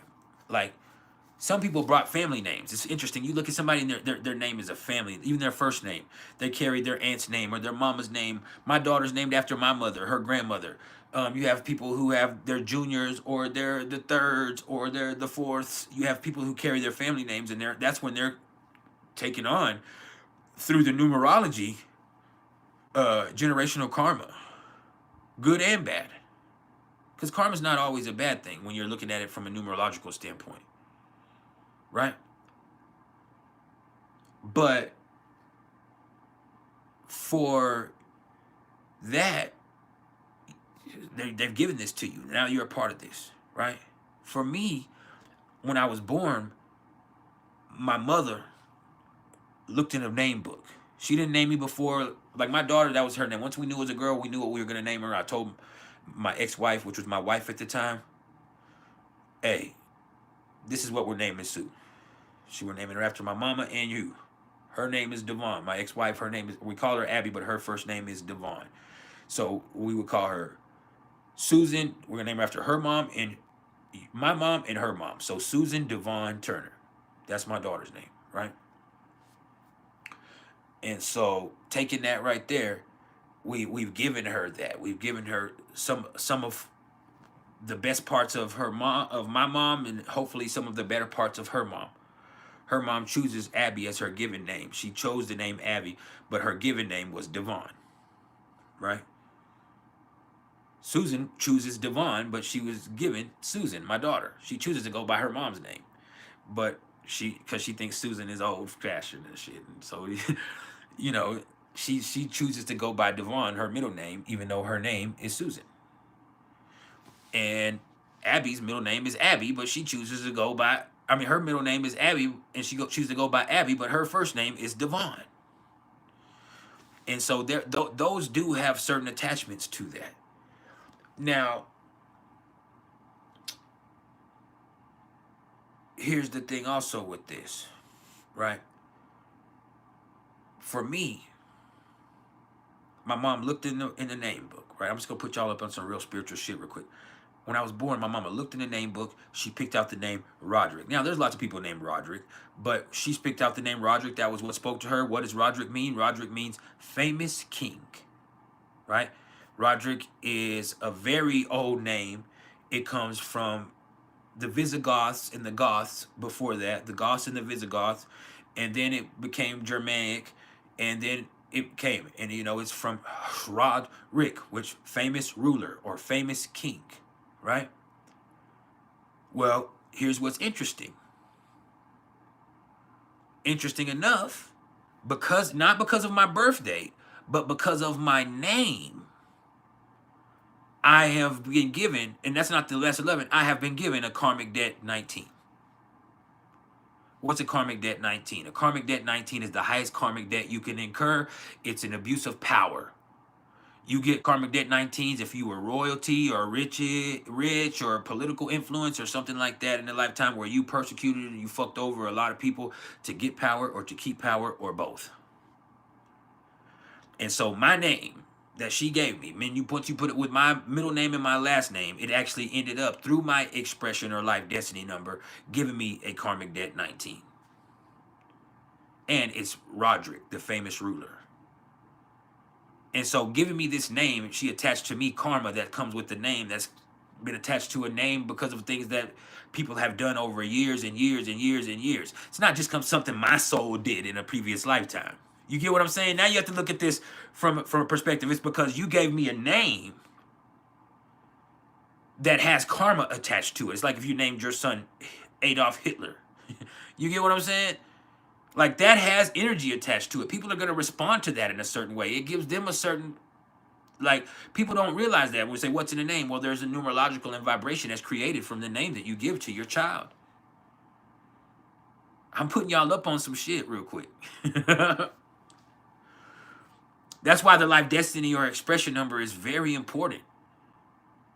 Because there can be karma attached to that. To your life destiny. Or to your this. You get what I'm saying? And then with your birthday, there can be karma attached to your birthday. That's something that you yourself might have done in previous lifetime. But with that name, it's like, okay, I gave you this name. This name has karma attached to it. And it's not just because, oh, that name is famous, which mine happens to be. It's because this right here carries an energetic vibration to it that in its own way might be heavy.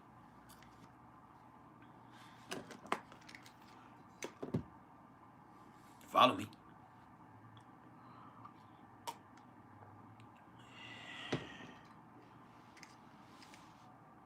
But yeah. Well, you said your given name means flower. I mean, I'm not a famous king. My name doesn't mean that either. That's not what I'm saying. What I'm trying to tell you, Sky, is when you add up the numbers of your name, they make a number. This is how we get to this number right here. This is the life destiny or the expression number in numerology. You take the numerical or numerological values of each letter of your name, you add them up, you simplify it till you get to a single digit or a master number, and then that would be your life destiny or your expression number. But ultimately, when you do that and you have that come out there, you can have a karmic debt attached to it. There are only 4 karmic debts, 13, 14, 16, and 19. Or you can have a 10 that comes from one of those. Now, a 10 isn't a karmic debt, but it helps with the karmic debt.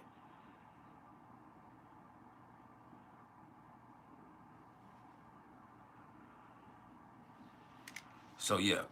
Empress Adele, what is you laughing at? So, yeah, that's the lesson for today. Oh, Sports Kid. He shared his birthday with Voldemort.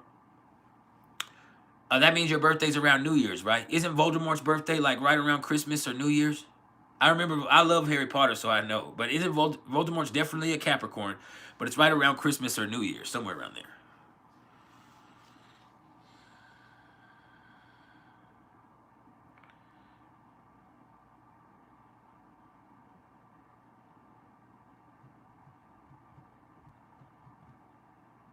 But yeah. So does anybody have any questions before we go? We'll talk about the soul number and how to calculate that next time, or the soul urge or heart's desire number. They're all the same thing. But yeah, I want to give y'all a quick lesson in numerology. That was a quick lesson, but it was very action-packed, just so y'all know that. Like, not only was I telling you how to calculate it, what it means, but I also told y'all some of the spiritual implications that come along with the life destiny or the expression number. I told y'all the difference between the life destiny and the life path number. But you have to understand those are almost on equal footing. You're just labeled by the life path number, just like your sun sign. Your sun sign is not more important than your moon sign, no matter what anybody says. Your moon sign is the most important placement in your astrological chart. The aspects that the sun make are the most prominent, but your moon sign is the most important. It's who you are inside when you're stripped free from all of that ego and all of those expectations and all of those projections. What's going on fundamentally inside of you? What's your soul like? That's that moon sign. When all of that bullshit is stripped away.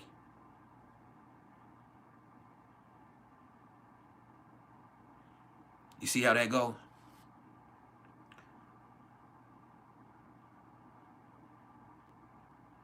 Hey, clip this live video into a whole playlist, please. If you can, do that for me. I need to know how to do this. I need to get more tech savvy. But yeah, the moon sign is the most important. The sun sign is the aspects that the sun make that are most prominent. Now, the ascendant point in any chart is the most significant point. But y'all listen to those. I've told y'all this before if y'all have gotten to read it for me. The ascendant point is most significant. The moon sign is most important. The aspects that the sun make are most prominent. Those are three different words with three different definitions, right? Prominence, importance, significance. And those are specific expressions for each one of those.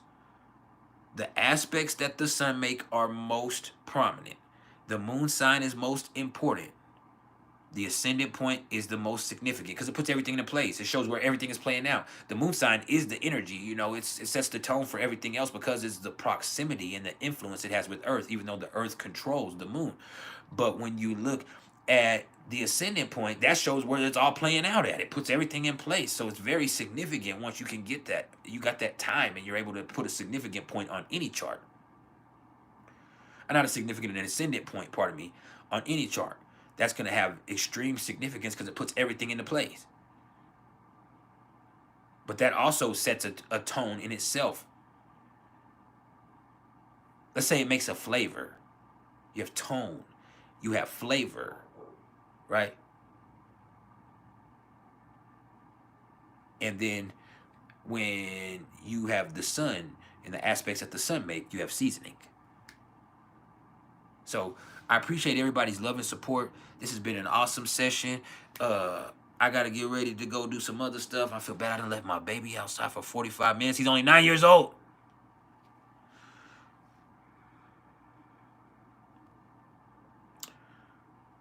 But I love you. I appreciate your love and support. If you're interested in any astrological readings, you need to get at me immediately. We need the business. The books are clear. We'll get them done quicker. All right? I need that bid in for Christmas. If not, just donate to the fund. It's pinned right there in the chat. But yeah, I appreciate all of y'all's love and support. If you're interested in any of the readings, whether it be birth chart readings, synastry readings, Pluto through Aquarius transit journey readings, which are bomb. And Pluto's right here at 0 degrees, so we can get the whole spectrum and tell you everything that's going to happen from here on out for the next 20 years as far as Pluto and the influence it makes to your personal placements. We give you specific dates. You can't beat that. And I'm the only person that offers this service. I made up this reading for myself, right? That's what that is. Tweak up, Twin Peekaboo. You said, what's the story of my 113% tattoo? It says 113% love on one arm. It says 0%. I mean, 113% trill on one arm. It says 0% love on another arm. It was in another time, a different lifestyle. I was the 13 has to do with affiliations, obviously, that I was affiliated with. But just yeah, I'm from Texas. 113% trill. 0% love. Nah, Dolo is alright. That nigga ain't me. Don't do that next to him. Nigga, I'm a real G for real. That dude is a cartoon character. But besides all of that, you know what I'm saying? He good people. I ain't got nothing against. He started this. Like I would never be able to do what I do if it wasn't for Dolo. I always pay homage. But as far as ain't no next to, you know what I'm saying? I'm for real with it. You hear me? Shout out to Dolo though. Shout out to Dolo. Just wish when you say that, maybe my ego getting involved, and I always check myself because I'm always accountable. Shout out to him. He's an OG and what he did. If him doing what he ever do. But I'm not. You know what I'm saying? As far as him, I don't like. You know what I'm saying? I might have just took it the wrong way when you said next to him. You know what I'm saying? The realest next to him is like, oh, you come behind him. No, I don't come behind anybody. I'm in a lane of my own, and I'm the king. I'm the king.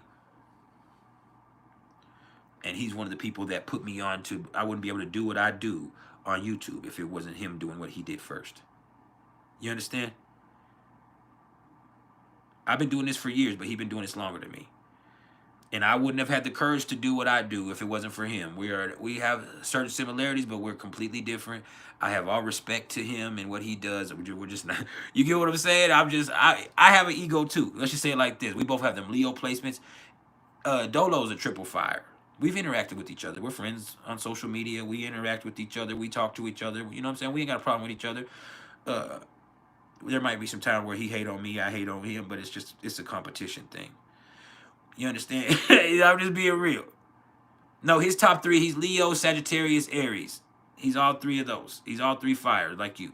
Leo, Sagittarius, Aries. But his comes in dynamically. He's a fucking character. But all respect to him and his platform and everything he's done for this movement and all of this stuff. I have nothing but respect for what he does, but we different.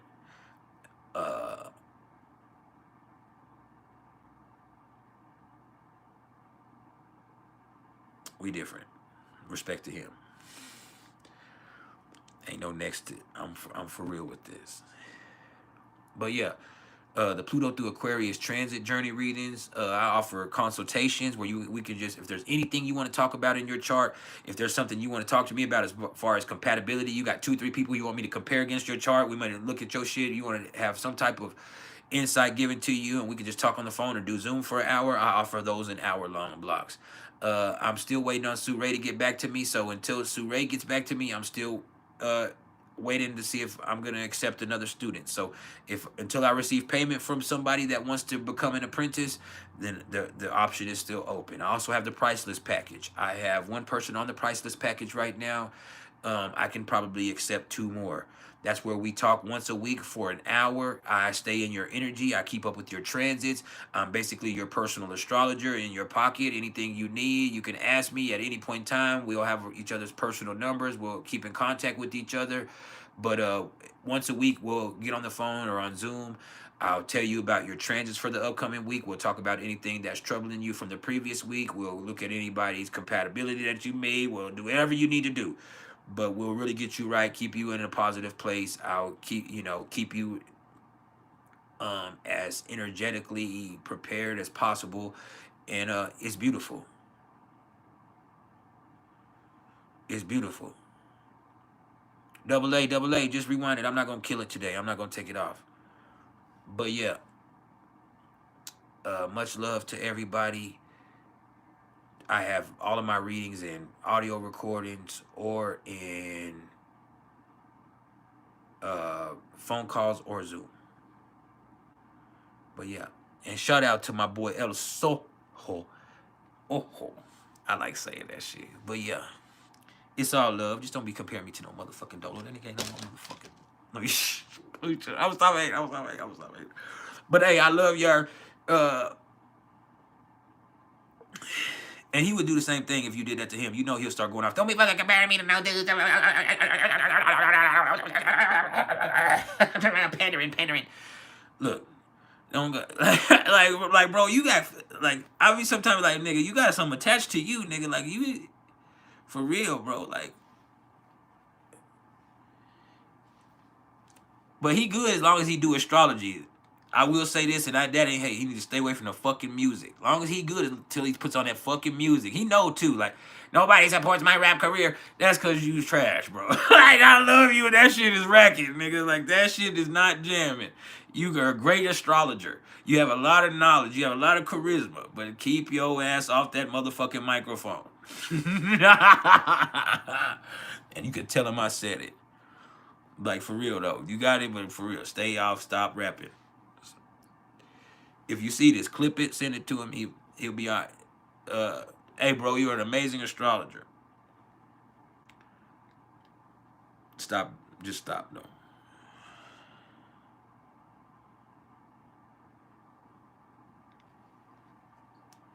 He'll be on there like, sucking the freely.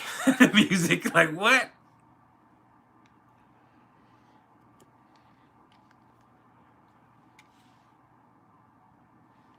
But yeah. Shout out to the OG. We out.